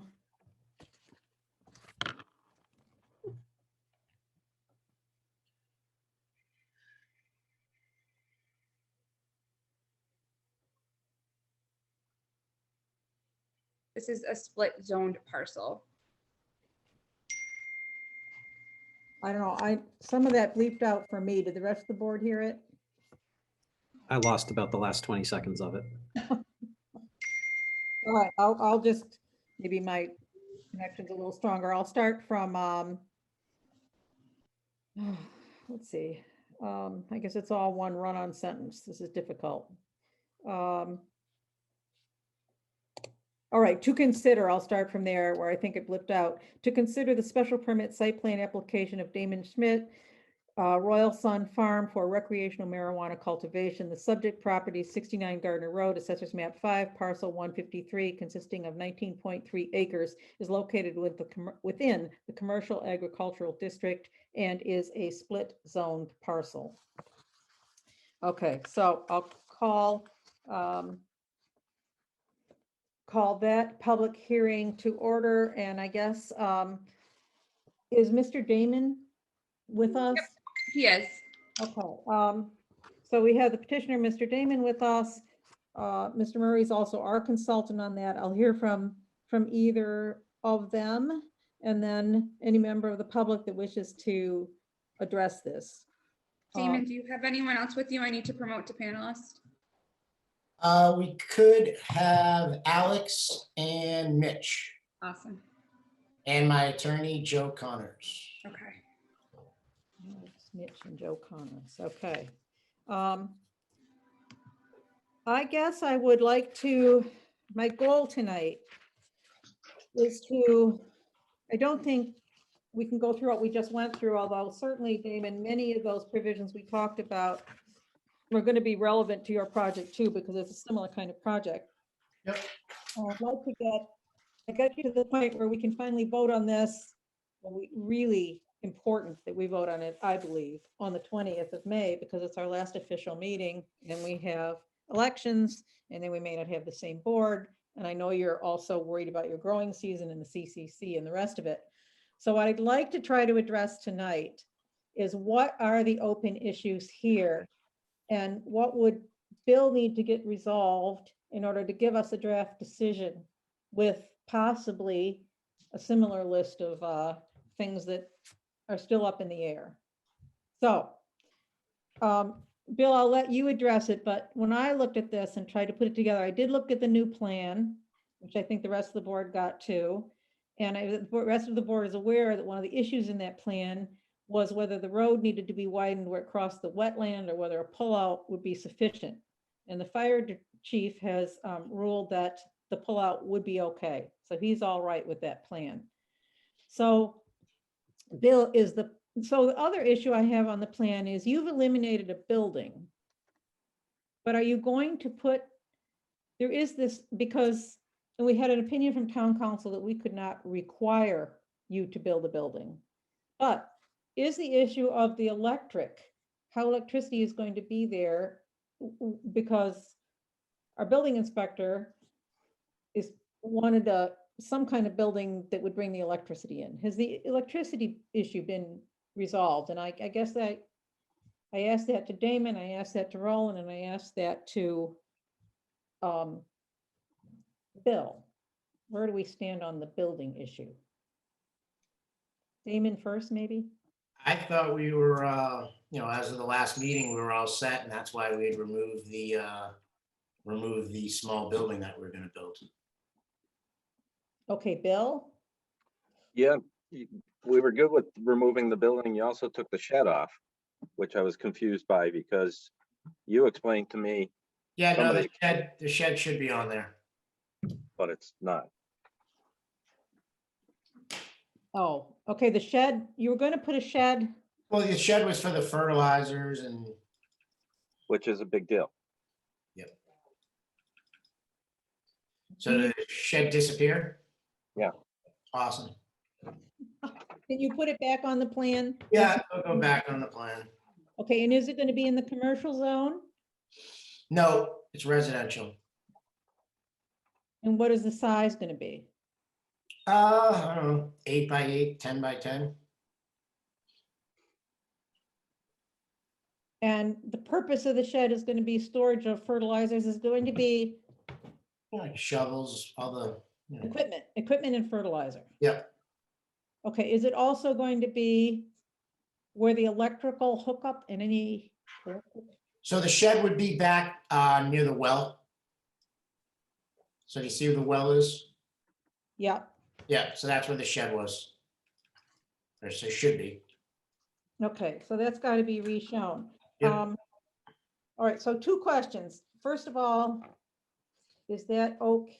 Okay, so is that the only change to the plan that you're aware of needs to be made? I guess address that to Bill. No, I actually haven't had a whole lot of time to look at these things. I got the set, a partial set on Tuesday and a complete set yesterday. And their consultants have written me some documents that I spent quite a bit this morning trying to research, because they've issued opinion letters, which I completely disagree with. And I have reached out to various people at DEP and EPA and to get clarification on where they stand as I've explained to the board before, under the Wetlands Protection Act, this is a semi-exempt activity because they consider it agriculture. And the DCR also considers it agricultural, but the US EPA has already sent me a ruling to say that they are not exempt from stormwater criteria. And the DEP has sent me a ruling or later today. I'm hoping to get more clarification that they're tributary to a surface water supply and they need a very detailed state permit on that, which then backs up into the site design. And that's as far as I've gotten today.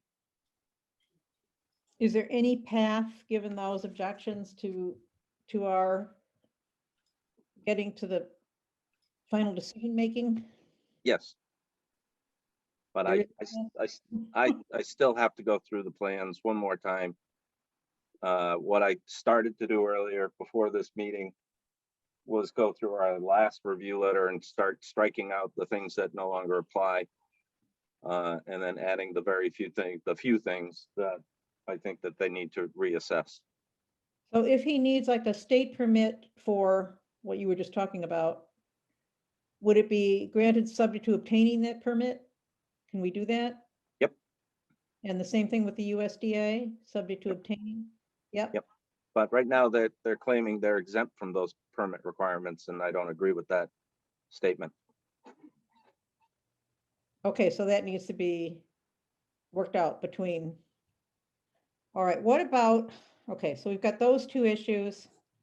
We've got the shed issue. What about the electrical service issue? Maybe Roland can weigh in on this. How are we going to get, assuming these trucks are used this year, how are we getting electricity to them and to the pump?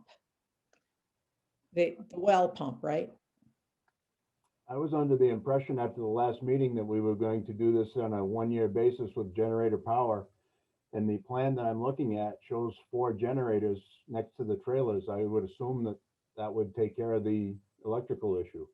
Okay, so there wouldn't be electricity, it would be basically a generator. That's what's shown on the plan, Madam Chairman. Well, what about,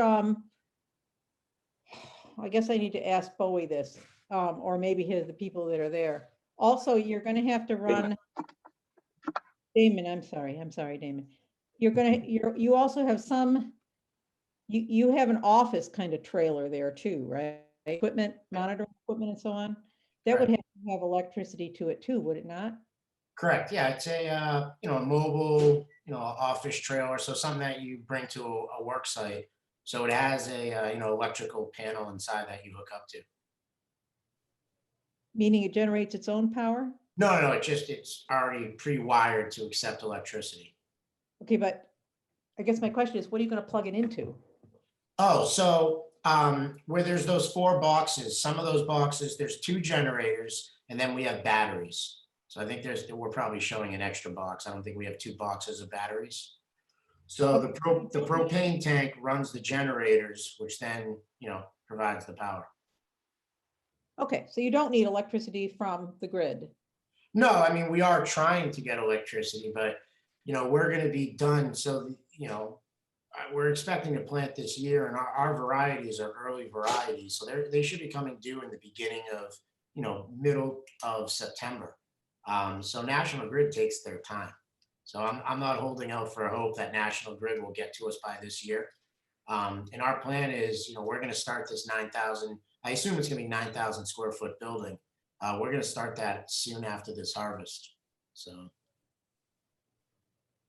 So basically we're trying to bring electricity in, I'd like it for this year, for this harvest, but I'm not counting on National Grid for anything. So when we bring in electricity for National Grid, I'm assuming, it's going to go to the building that we're, our phase 2. Okay, so you're looking in this permit for really a very short time, 1-year grow season, not even for a year, because you want to start the building. Well, this permit, yeah, I mean, we're an outdoor permit, and, obviously if we don't put a building in next year, we're gonna use this same setup, but we expect to put in a building.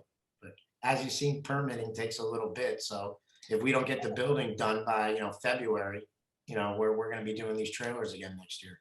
Okay, so if we had a provision similar to the one we just talked to Bowie about with a 3-year review. I mean, I would have it match with my host community agreement, the last day of my host community agreement. I mean, I signed a 5-year agreement with the town, so I would expect my special permit would end on the same day that my host community agreement ends. I mean, I think we've signed it so long ago now, we're down to probably like 3.5 years. But Yeah, okay, so I would just ask that, you know, the special permit, if you want to have a limit on it, you know, should just match the day that my HCA ends. Okay, Bill, can you write the permit in such a way that it wouldn't need modification when electricity is brought to the lot? We already have it written that way because that would be a request for a minor change. Okay, Although I guess they show it on the plans, so it's okay. I'm just trying to, they do show it on the plan, so I guess that wouldn't be a minor change because they're already proposing it. okay. But I mean, a 9,000 square foot building isn't shown on the plan, so that wouldn't be part of this review or this permit. No, but I mean conceivably, he may get power to run this equipment before he gets, you know, before he's ready to build the building, right? It would run some of this. Maybe not, maybe it's all powered by generators and that's the way Yep, it is. I don't know that that would affect the planning board's permit. Okay, so I have a, okay, so issues I had is, it seems to me we could probably do the same thing with the parking, paving and loading. That in that we wouldn't make, we could find that it, the gravel was adequate for the Well, road. But, or can we not do that with the loading areas? Well, that's part of the problem we're having with the DEP and stormwater. They don't consider the, number one, they put gravel in where it used to be a cart path, which is to say a garden road. And we're asking them to widen it for cause. And their engineer came back to our response to say, you should take a look at it because gravel or crushed stone driveways generate runoff. And their response is, no, it just recharges. And so that's part of what I've been doing with the state, is the DEP has issued an opinion on whether crushed stone roads are the same as a meadow lawn or everything else with regard to stormwater, and they're not. So the second we start getting into stormwater, we start opening up potentially a can of worms. And they modified, we asked that they do a turning radius analysis on the computer to prove that they can get the 18-wheelers in, and they said, no, the 18-wheelers, we don't need to do a turning radius. They're not going to drive in and then maneuver to put the trailers in. They're going to back down the driveway. Well, that's not going to work, because in order to back down the driveway, they're going to have to pull past the driveway on Gardner Road, and then they're going to have to back up in Gardner Road, blocking Gardner Road to get into the driveway. And that's not allowed. You're not allowed to obstruct a public way to back into your facility, even if it's only for 2-3 trailers. That's bad practice. So there is no turnaround shown on their plan? Yeah, they don't want to show the turnaround. They'd rather back in and then. About along that whole long distance? Yeah, okay. Right. So, and they've got that, the fire chief did say the 12-foot wide, as long as we have the turnout, is okay. But now if they're backing in, the chances are that somebody there's a far greater potential that somebody's not going to be able to back through that narrow choke point. And I'd like some guardrails to be put up over there, which is a new thing, because if that's how they're going to do it. So we've got some technical issues that I need to revisit with them. But first I want to finish the review and hew it down to as few things as I can. Okay. So I'm just not, I mean, what was submitted was some of what we asked for, but also what you requested we don't want to do, or we don't agree with you, and that's fine. They're entitled to do that. But I'm going to come back with responses that address regulations and say, this is why you have to do it. okay, I think the board here is far from point where we're being asked to vote something up or down as an entirety. So I'm looking for direction on where to go with this from both the petitioner and the experts. Alice? Yes. Alex has his hand up to speak. Go ahead, Alex. Hi, thank you. I work for Bobrick. We're the civil consultant for Danon. As to the gravel driveway, the gravel driveway has been approved by the Conservation Commission through an RDA. So I'm not sure where how the conflict is worked out in terms of it being approved by one authority and it being challenged by another. As to the backing up,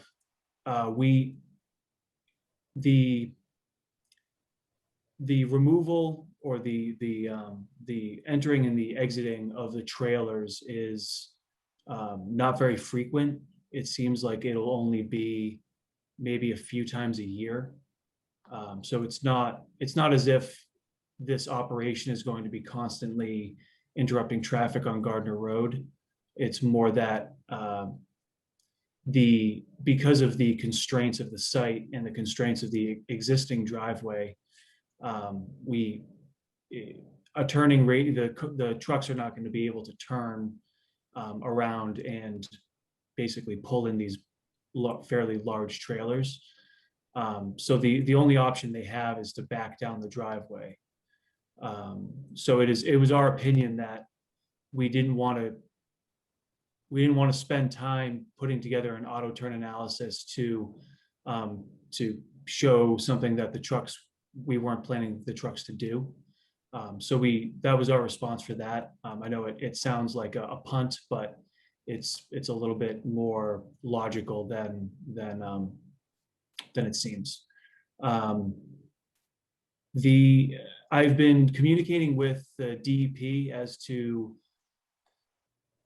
whether the gravel crushed stone driveway is impervious or not.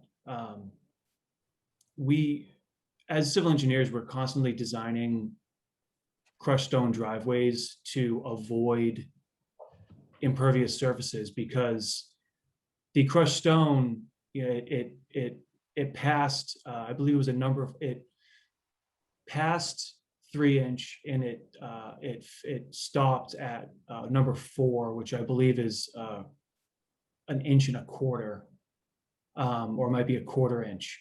But basically, there are no fines in the crushed stone, so that there's no compaction, and there's no. It's basically loosely left, and it's essentially pervious. I mean, we use it for drainage features. We use it in trenches. We use it in.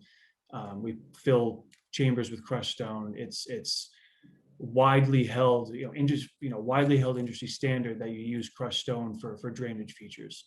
And on top of that, the existing crushed stone driveway there seems to do just that, in that it infiltrates fine. It doesn't cause flooding or runoff. It seems to be working great so far. So yeah, I just wanted to respond to Bill's points and try to work something out here. Those thoughts. Bill, I don't understand the turnarounds. Are these semi-trailers pulling these trailers, or are they independent? Are they a truck, one unit? Well, it's like a freezer truck. So it's a 53-foot long trailer, and then you have, a semi pulling it. A truck. Pull it. Yeah, like a cab. Yeah. Yeah. So the only way to do that is to back up. You're not going to drive that thing in there and try to do a 14-point turn just to do that. It's getting pulled in once, and when it gets pulled in, it gets parked. So when it gets removed, they're going to pull directly in and pull it directly out. So it would be, I would think, insane to try to pull a truck that long in there and do an 18-point turn or 3-point turn, or I don't know how many point turn would be in there, but I wouldn't want to wait for it to happen. Damon, we had trucks delivered, and every single truck that came to make our driveway backed down that road. Like, no one tried to come down that road and, do a turn. But when you have your building up, yep, in the next phase, would they still be backing down this long driveway? Well, hopefully when we have our building up, we don't have these freezer trailers there. That's the hope. The building replaces the freezer trailers. We only have the freezer trailers there because we don't have a place to dry our product. So instead of drying our product, we're just chopping it down, putting it into bags, smushing it a little bit and flash freezing it. So it's not a pretty process. But when we get the building, you would just be able to drive all the way to the back and do a turnaround. I'm sure Bill's gonna make sure that once we have a building, we have to, have fire trucks drive around it and they're gonna have to turn around. So. Okay, I just a question for Bill, and I don't want to put you on the spot, but is there any light at the end of this tunnel in terms of resolving some of these issues? If it's a temporary situation, for example, with the turnaround? Well, number one, backing onto a public way is anathema to zoning. That's not supposed to happen for new construction. It's not like this, we're accommodating something that's built close to the road or something. This is new construction. They're supposed to comply with the regulations. Okay. And the regulations say that you shall drive, all vehicles must exit from and enter into a public street by being driven in a forward direction. I'm not making this up. Well, we would go into the street going forward. I'm saying when you back into the site, and that's a bad idea. But then to go on, Damon, I didn't interrupt you. All right. And then to go on about the stone, yes, we use that kind of crushed stone all the time for infiltration systems. This isn't an infiltration system. This is a driveway. We also use that kind of stone to catch sediment that comes off tires. So what happens to this kind of crushed stone, it sounds great, but it silts up in no time. And this is a farm operation, so it's obviously going to silt up in no time. So what they're proposing is a half measure. If they want to do porous pavement, which is what they're trying to describe, then they have to have a vacuum truck or they have to do maintenance on it. They have to replace the stone. It's not a very good answer. So no, I don't agree that they're being conscientious about this. I think they're feeding us half information. And those are the kind of things that I'm not very pleased with. And I will go into technical detail with my review. I won't give just my opinion. I will cite the regulations and I will cite the requirements and ask them to comply. This isn't hard. They just haven't done it. They came back to me and said, no, we're not going to give you turnarounds. We're just going to do it our way. Well, this is new construction. You comply with the regulations or you don't comply with the regulations. And you identify it. But I don't accept that they have done a very valiant effort. Well, gentlemen, I think what we need to do is do kind of what we did this time, which is put together, have you continue to negotiate, see what you can resolve. And then I guess some of them are gonna come down to, debate among members of the board. But there are certain things we cannot waive, and there are certain safety things we're not gonna, put ourselves out there and create a truck blocking half a lane of, 68, which is a major road. So. Yeah, I just, in terms of backing up that truck, the truck's getting backed up once and that's it. In my entire plan, it gets backed up once, which will take 15 seconds. So we've had excavators that take half an hour to load and we load right in the middle of 68. We have just as big of a truck show up with a trailer and load an excavator for half an hour on the road. And the town allows that all the time. You just can't mess up the road. So to say that we can't have our operation because we have to back a trailer in once. So, I mean, if you want to make a stipulation on it, say, I'm not allowed more than 2 backups before I come back for my special permit or something. I mean, or say I have to have a police officer. I want to back in again, or something. But, I just don't think it's going to work. I don't think a tractor trailer can pull in there and do an 18-point stand. I mean, maybe they can, but I mean, we're going to have everyone clear out of there and, while they do it. But anyhow, so it looks like we have that. And then what's the other big thing? Stormwater drainage calculations. Doesn't sound like the end of the world to have someone do that. And then it's just some sort of a filing of, is that NPDES thing, Bill, that you're talking about? It is. All right, I mean, doesn't it say right there that agriculture isn't stormwater? Cite it. Find a citation, because I spoke with the people from US EPA. Well, I know, it says Hey. that, yep, sorry, I mean, to cut you No, off. so what they said was, yes, the agricultural use is exempt from the stormwater criteria from the NPDS in Massachusetts, but they said, are they actually building a driveway, parking areas and other things to make this happen? They said, yes, they are. And then they have fields that they're going to be tilling. But they said, well, the construction of those things requires a construction general permit, which also triggers some other permits. But we can go into, Yeah, no, I mean, they haven't. they haven't definitively answered it. Yeah, And if they say no, because I put it to them, I said, wait a minute, this is a grow. So how much of this is applicable and how much isn't? And I'm waiting for the actual final answer from the EPA. all right, so if not, we might be able to, there's that waiver that I saw. Can we do that waiver maybe? That's for your guys to tell you. I tried to get that from you. All right, so it just seems like the big thing is this NPDES thing and the stormwater drainage calculations. And the turnaround issue. Yeah, I think you guys should just let me back up twice. But And I mean, unless they can put it on a piece of drawing, I can tell you when those guys come down there, they're gonna back up. So we can put it on a piece of drawing and say, yeah, they can make it. But when those truck drivers come, they're gonna back up. Every time we have our excavator, they back up. You know, it's, even if they can turn around, but. Question for Bill, just to be the devil's advocate here. Can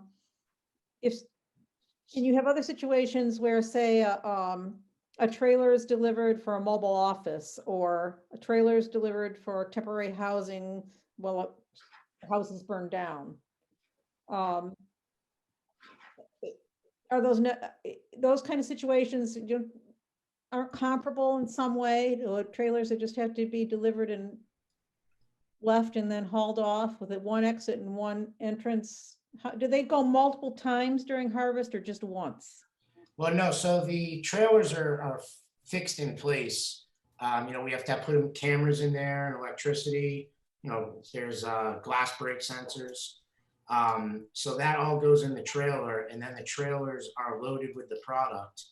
And then after that, you know, they're disconnected from the electricity and cameras, and then the trailers take off. And so they're either going to go. How many times would you fill them in one harvest? How many? Oh, well, so we got 2 trailers, so they have to stay in place. You have to fill them. Once you fill them, you know, before you fill them, you're taking samples and getting it tested. And then as soon as the test results are available, you can move it off site. So we're just filling the trailers up once and moving them. If I can fit everything in one trailer, you know, we'll obviously move the product in one trailer. I just think that we're going to need 2 trailers. So you basically fill the trailers and then you take them out of here in hopefully end of September. All right, I'm going to let you guys continue to negotiate because I actually have another hearing, and I can't, there's nothing I can actually present to the board that will really resolve these things tonight. I do not believe. Alex, Yep. Tom Bracco has his hand up to speak. Oh, okay. Yep, Well, there's a public hearing. Mr. Bracco? Yes, Alice, I just want to just say a few things. This last hearing that you had, you know, none of the members of the public had any comments on this particular project. Okay, part of the reason is the plans just seems to keep changing. I mean, every time I come to a public hearing, I see or hear a different plan. I've actually never seen a final plan. And I don't understand actually what he's even going to be doing. And I find it hard to believe the planning board can actually approve a growing permit for a tier 6 when the zoning and with part of it being in a residential area, when the zoning clearly says they can't do that. So I've not seen a new plan. I didn't even know there was a new plan until tuning in again tonight. So I think before anything happens, they should make these plans available to the public, because it gets very, very confusing. I have no idea what he's doing. And the other thing, well, Damon, can I finish without? Yeah, but you're just coming here. Can I stop? Can you stop talking while I talk? The other thing is, Damon just sat there a minute ago and said that he's going to back these trucks up on the road. He doesn't care if there's a turnaround or not. He doesn't care what the permit says or anything. And I have objection to having to dealing with someone, the town having to deal with a person that says they're gonna just disobey the law, and he tells you before you even start that he doesn't care what you say. So I just haven't, I'm just voicing my objection to that. That's all I have to say. The reason why I said that about the tractor trailers is no tractor trailer person is probably gonna go through that crossing straight head on, because they're gonna want to turn their truck. And they turn their truck best when they're backing up like that. That's all I'm saying. I'm saying you guys can say whatever, but if a guy comes and he refuses to do it, I just think that's what's gonna happen. But, so. Okay. I'm I- done. I wonder if we can get an agreement to continue this hearing till the 20th with the hope that sometime by the end of that if you want a vote on the 20th, you're going to have to get, we as the planning board, or just volunteer members of the public, need to have documents to review. Really at the very latest by the end of next week.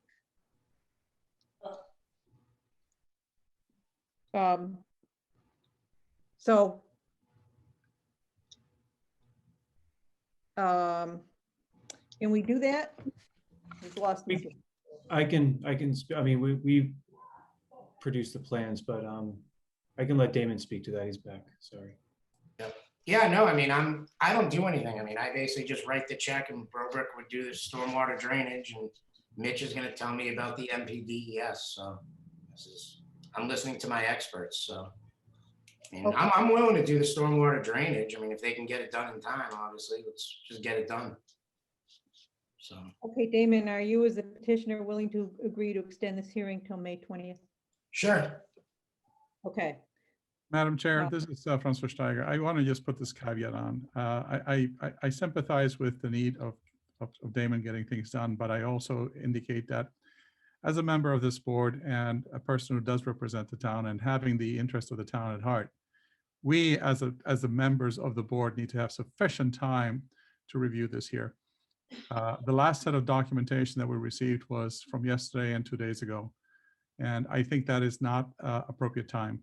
I do want to make sure that we do provide us members of the board sufficient time to review any material. And so therefore I would indicate that if such material is not available to us by the end of next week, that at that point in time, there's very little chance that we as members of the board will have sufficient time to review this here and come up with a conclusion that makes sense for not only from our perspective, but also for the town. I'm just giving you that perspective because I think it's very important that a timeliness and a time limit be accentuated to the petitioner. And I also think it's only fair, as Tom Bracco points out, the public have a chance to look at it too. Correct.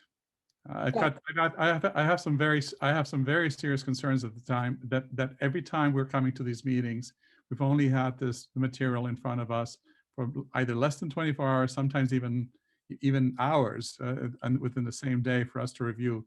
That is not only not fair towards us members of the board, but basically the public at large and the members of the community of Hubbardston. Right. So with that in mind, we need the documents by next Friday, by Alright. 5 o'clock. If you expect us to act on them on the 20th. There's not much more I can do. I look forward to seeing these resolved in some way. What can't be resolved can be presented to us, and we can cast tie-breaking votes, but we do have to have legal grounds to take any action we're gonna take. So, all right, I do have a third public hearing. So gentlemen, that's that for tonight. We stand continued until the 20th. Thank you. Thank you. Do you need to make a motion and the board vote to accept the continuance? To accept the continuance, do I need to do that? Yeah. All right. Board members, someone want to make a motion to continue this hearing till the 20th? This is John Alistair DeMaria. I Roman make that will motion. that motion. Okay. I second it. Francois Steiger seconds the motion. Okay. Any further discussion? Hearing none, vote, lived all aye. DeMaria, Bill aye. Holman's aye. Steiger, aye. Monroe, aye. Okay, The motion carries and we will continue on the 20th. All right, we have yet another. Everybody, do people need to take a break for a minute? Are we ready to plow along? I know we have, has Mr. Loring been, is he there?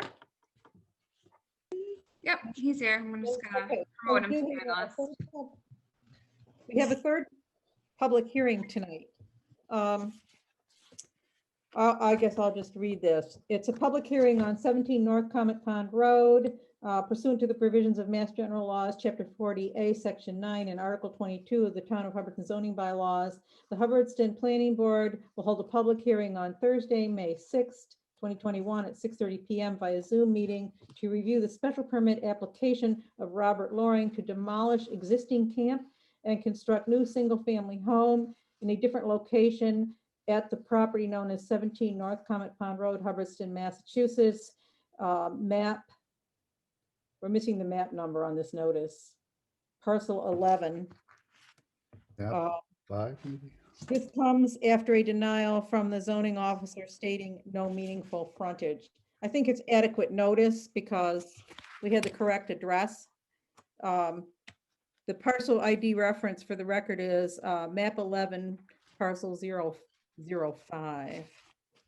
So Mr. Loring's here. He has submitted his application, which was in our documents. He also submitted a plan which sort of shows what's going on. And I will let him just speak briefly to what it is he's trying to do.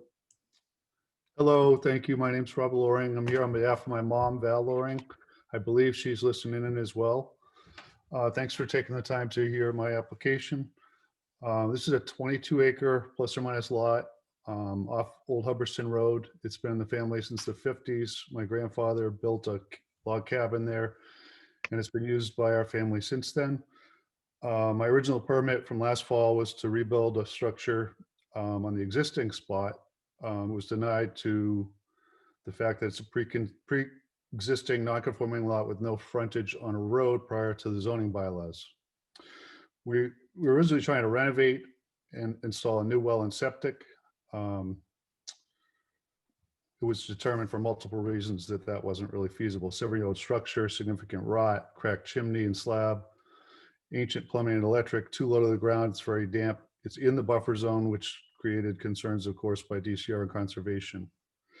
So working with Roland and Alice, my application is to rebuild a modest structure out of the buffer zone with up-to-date materials and construction. DCR and conservation both look favorably on this. We're planning on a modest structure similar to what's there with an increase of size of maybe 15 to 20%. I don't know exactly if there's an existing patio, and I don't know if that's part of the calculation or not. But basically, we're trying to significantly improve the existing non-conforming situation out of the buffer, gravity fed, new septic system, and new well. The setbacks of the lot are huge to the abutters left and right, and almost a 400-foot setback to the common drive. The planning board did late 2020 determine that the road has sufficient infrastructure for a neighbor's submittal for an A&R to carve off a lot, so it should also be adequate for my request to replace the existing structure. I hope you'll look favorably on this. We've been working on it a long time. Does anyone have any questions? I hope I've described what we're trying to do sufficiently. Okay, thank you. Did everybody get a chance to look over his application? I looked over it in at some length to think about if we were going to grant this, what kind of findings he would need to make and how the decision would work. And I didn't post this because it's a little bit different than Bill proposing findings. But I would like to tell the board what I think those findings would have to be. So basically his lot, his 22-acre lot is bisected by North Comet Pond Access Road, also called North Comet Pond Road. And there is actually there's a difference of opinion in town as to whether it's really a street or not. But but there is under section 2.29 of our zoning bylaw, it says it has to have a frontage on a street is defined. And then it says, or on a way that was in existence prior to the adoption of subdivision control law that has sufficient width, suitable grades, and adequate construction to provide for the needs of vehicular traffic in relationship to the proposed use of the land and for the installation of municipal services. Well, there are already municipal services in that street which already supply the existing home, correct? Correct. Right. So we had made And the four other people sharing the common drive. Right, they considered a common drive, North Comet Pond Road, but we made a determination that it was a way in existence prior to the adoption of subdivision control law, actually at the request of the Roberts at the end of the road, who then did not pursue their project. But the reason I raise that is because the planning board actually went down and walked the road and considered those very things, the proof that it was actually on the map at that time, that it's been in continuous use, that has the grades and the widths and so on. So my feeling is, but I'm not saying that Roland was wrong to deny it because it's not a street in the town's listing. Understood. So, but I think we could allow this permit if we determined that it was a accepted the fact, Roland's ruling, that it's a non-conforming structure because it doesn't have frontage on a public way, and then recognize that, again, the same finding that we made earlier, the North Comet Pond Road was a way in existence that meets those criteria. And then we would also have to make, in order to, under the non-conforming use provisions, we have to make a determination that the use, which is be a single family house, conforms to the applicable yard height, building and lot coverage and frontage requirements if you counted frontage on North Comet Pond Road, because you can't make a non-conforming use more non-conforming. So it has to meet those criteria. And this is why I had Mr. Loring submit this map that shows these very large setbacks. It's actually going to be 400 feet off North Comet Pond Road. And I don't know, he has all the measurements. It's quite far from the yard setbacks and so it clearly meets that criteria. And then we need to make 100 feet plus both sides, yes. Right, and then we need to make a specific finding that the proposed use will not be substantially more detrimental than the existing non-conforming use, which is the house to be demolished, to the neighborhood. That's a required finding under Hubbardston zoning bylaw, section 4.9. Which I think we could certainly make. It's one house versus a slightly bigger house. The existing house versus a slightly bigger house, and he's allowed to increase the size of it up to 50%. It's not 50% bigger. And then there's this issue of the relocation on the lot. And I've done some research. There's nothing in our bylaw that prohibits a pre-existing use from being relocated if you can do that on the lot. And I think we could make a finding that the relocation is actually beneficial because it moves the house and the septic. It's presently a cesspool, right? Correct. Outside of the zone 1 protection zone, the DCR protection zone, and which is the first 200 feet from the lake shore, and into the zone 2, which is 200 to 400 feet from the lake shore. So I think. And also a new well. And a new well. And you already have approval for the DCR and conservation. Yeah. Oh, and yes. And he does have a letter from conservation. I think it was in the documents stating that DCR. DCR, that they would approve the relocation of the house.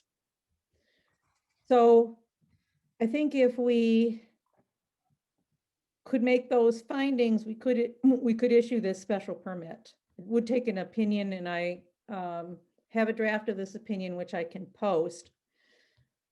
So, I mean, it's the pleasure of the board, and I'm happy to hear from Roland if he's still there. My understanding was from Mr. Loring that you've talked to him, and he has he has no objection. He actually wrote in his denial that he could come before the board. Right, he was just awaiting your stamp of approval, I think, hopefully that was possible to happen. But he would have no issue as long as you issued the special permit.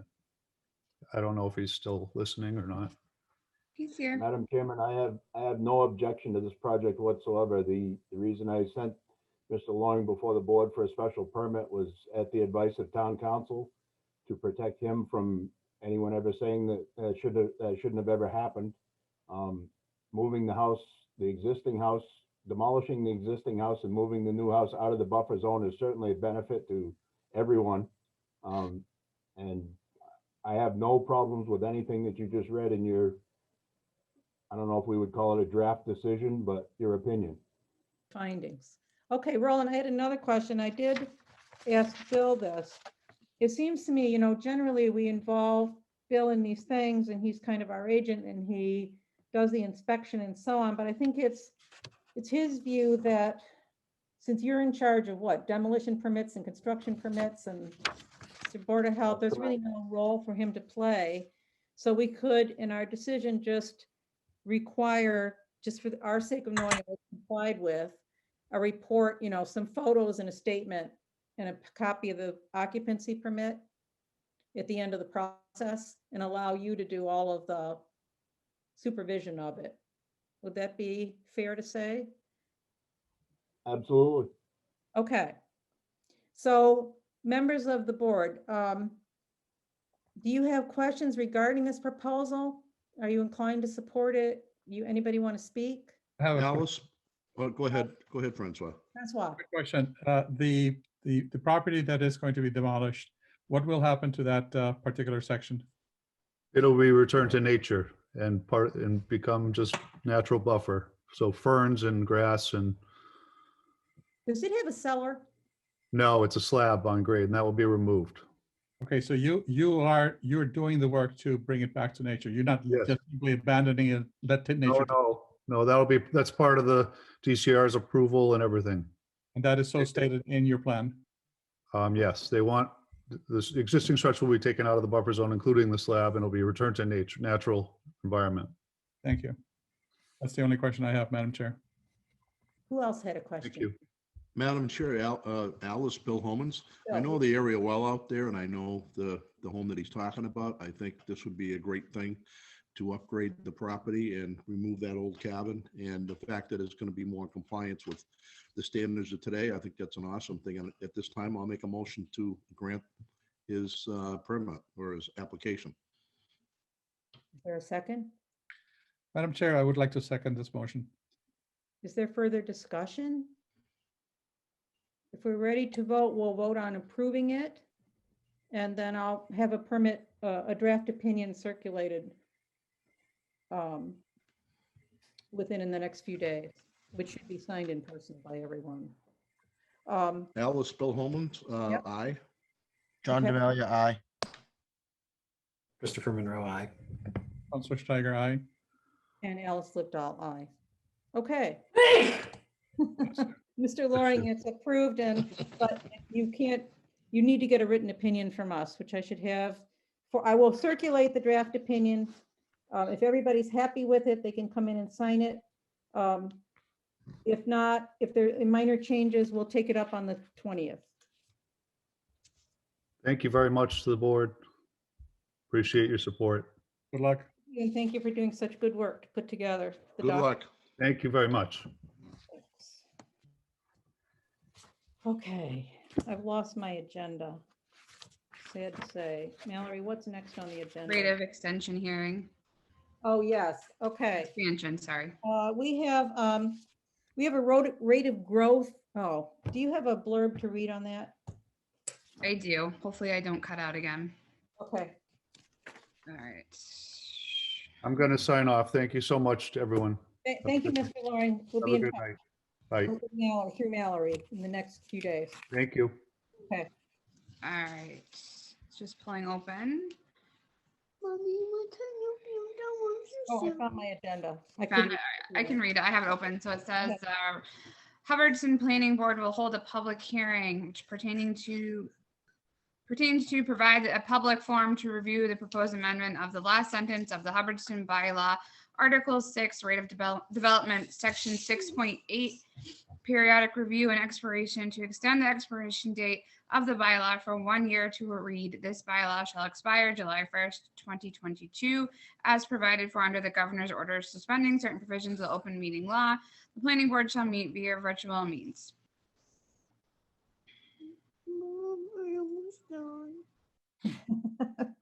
Did I cut out again? Yeah. You want to finish it? Zoom meeting. The planning board office can be reached at inspect@hubbardstonma.us. Link to Zoom will be posted on agenda. All right. So very quickly, I think everybody knows about this. It's a technical thing though, that before we can sponsor a zoning bylaw amendment on the warrant, there has to be a public hearing, and I never held a public hearing on this, even though we did appear before the select board and they agreed with it. So basically our rate of development bylaw has an expiration date written in of July 1, 2021. And it would just expire if we didn't renew it. They felt strongly that it should be renewed because it does offer some protection against, major projects coming in. I thought that it really should not be extended for more than a year because I'm not sure it's actually been read and reviewed in recent years. So that's why the proposal to extend it for just 1 year. I don't think we need to take a vote because we already voted to recommend it to the select board and to put it on the warrant. We just didn't have a public hearing.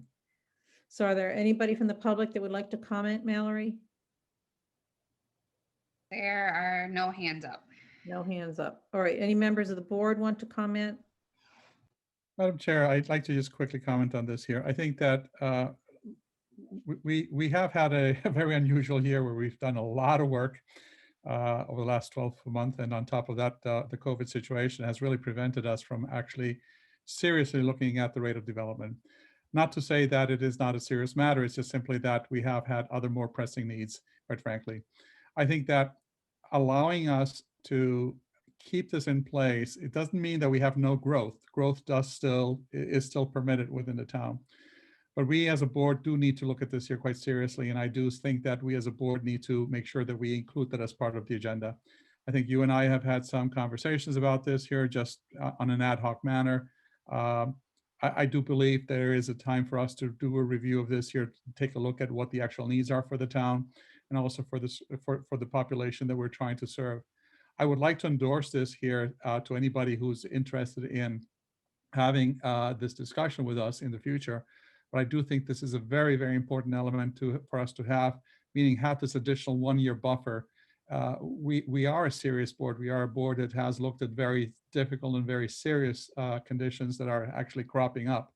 And so I think that personally, I would like to say that I'd like to make the commitment as a board member that we are going to be looking into this here and make sure that by the time this rolls around in 2022, 2022, that we will by then have a more meaningful potential amendment or other changes that we can then present to the town at large. We just need that time. It's been a very, very unusual year, even though we've been extremely productive. But I would like to make sure that everybody understands we're not just kicking this down the can down the road here. Thank you. Thanks, Francois. Thank you, Francois. I agree with everything you said wholeheartedly. All right, so I will close that hearing, and then that it is already on the draft of the warrant to be voted on. So we're almost ready to close out. Under new business, I just want to report that on 148 Gardner Road, the complaints we brought to the attention of the select board. There was a coalition meeting held about that with all the boards involved, and as a result of that, and the tenant being contacted and the complaints being, sort of read in a serious way, the man is moving out. The tenant is moving out, and the place is being cleaned up. And Alice, I actually got a call from a budding neighbor that was unprompted who just wanted to thank us for whatever we were doing because he's noticed a difference, a massive difference, not only in the quality of the property, but also in the noise that has been coming from it. So that's good news too. That's Alice, good. this is John. Is this 148 or 248 Gardner Road? 248. Okay, thank you. Oh, thank you. 248. Sorry, my error, sorry. 248, yep. So anyway, I think it was a good pattern. We also got some advice from town council about, she just sent us forms that if we want to pursue enforcement actions, this is how you do it. And it's good to have those forms. So I just wanted to announce that. There are some administrative matters just regarding the budget because it's almost the year end here. Mallory posted them. Is there anything you want to say particularly about them, Mallory? I don't have anything in particular. Just that we noticed that a lot of our budget line, like for supplies and services, has been moved under to land use instead of having each department that I cover have their own supply line. We're all just gonna group together under land use now. Right. We didn't lose any money. It's just been compiled with building, board of health, planning, zoning, and conservation. And I would say on our own planning board account, we've got what, about $11,000 in that, some of which we're going to commit to the solar bylaw review. And we spent about 5,000 of it this year, mostly related to the sign bylaw and the contribution to the land use planning chapter of the master plan. So just to keep in mind the budget. Under correspondence, I had an interesting inquiry from the Country Hen, which I followed up on today. When the present owners bought it in 2002, I think 2012, I'm not sure. They bought all the property as you're going up Williamsville Road on the right, including the old house, a small house, and they're inquiring about how they can sell it. So there may be some follow-up on that. So any other public comments otherwise, before we? This here, Madam Chair? Yes. When you say property, you're talking about the private dwellings, that the houses, or are you talking about country? The Country Hen owners bought Yeah. they bought, the very, I'm trying to think of the numbers. These are homes. It's the you're last talking house about. on the right, just before the Large corner. business, right? Yeah, the large home in front of the business and the house on the other side of the driveway and the house on the other side of them. And they now wish to sell those. And the question was, they're undersized lots. So the question he was asking was, do I need to make them conforming? It was an interesting question because I don't think there's any way it's not like they own the land behind and they could upsize the lot to 2 acres because the land behind is owned by DCR. So I said, I don't render decisions independent of my board and independent of town council. And I suggested that he first speak to their lawyer about just the basic law around, dividing up property again. But we'll see if he comes back to us. He'll put it in a formal petition to us if he doesn't get it resolved. I think we have a finger up from Mr. Murray. Alice, I know about this. It's called the merger doctrine. If they have a large piece of land and they purchase an adjoining parcel that's non-conforming, under the merger doctrine, under state law, that land, whatever land they purchase, if they want to subdivide it, they are required to make it comply to the extent that they are able to do so. So if it's all, if it's all in the same name, then they've done a not a very good thing for planning. Usually people buy it under different realty trusts so that they can future sell it. So I can get you the regulatory site for the merger doctrine, but they do need to make it comply to the extent that they are able to do so. They basically would have to make them 200-foot frontage on Williamsville Road, and each lot would have to have 2 acres of land. Yeah. Yeah, I'm familiar with that document, that doctrine, and I'll send you the plans he sent, but I don't think he can do it because they bought them independently. And the land behind it, but they're not actually contiguous. They have frontage on the road, and then there's this right of way that goes to the backland. I mean, I They're not suppose you could contiguous. incorporate that into frontage and reserve a right over it or something. But the land that's actually behind the lot is owned by DCR. But I'll send you the plans, and Yeah, it's the little house. I know which one you're talking about. Yeah. so I'll send, if you have a minute and you take a look at it, I will send it on, and I'll post it also on our It document. won't get approved. You can't even get a variance for it because you created your own hardship when you bought it and put it together on one big parcel. It still has to come in conformity with today's zoning laws. But you gotta have land to be able to do it, that abuts it. And the That's problem right. So you is can't DCR sell it. all of the land around the back. Right. It's doesn't count. interesting. You know what? I'll post it on the 20th, his email, and Okay.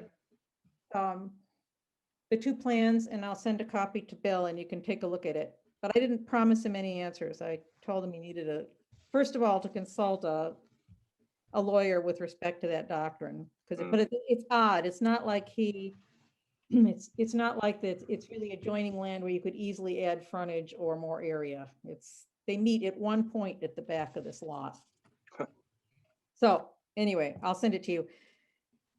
Next announcement is our next meeting. We had this option, I guess, of meeting in public. We were supposed to get an answer to that at a department heads meeting, which actually didn't for some reason occur last week. But I'm inclined to stay virtual through the last meeting, probably the last meeting of the year, which is May 20th.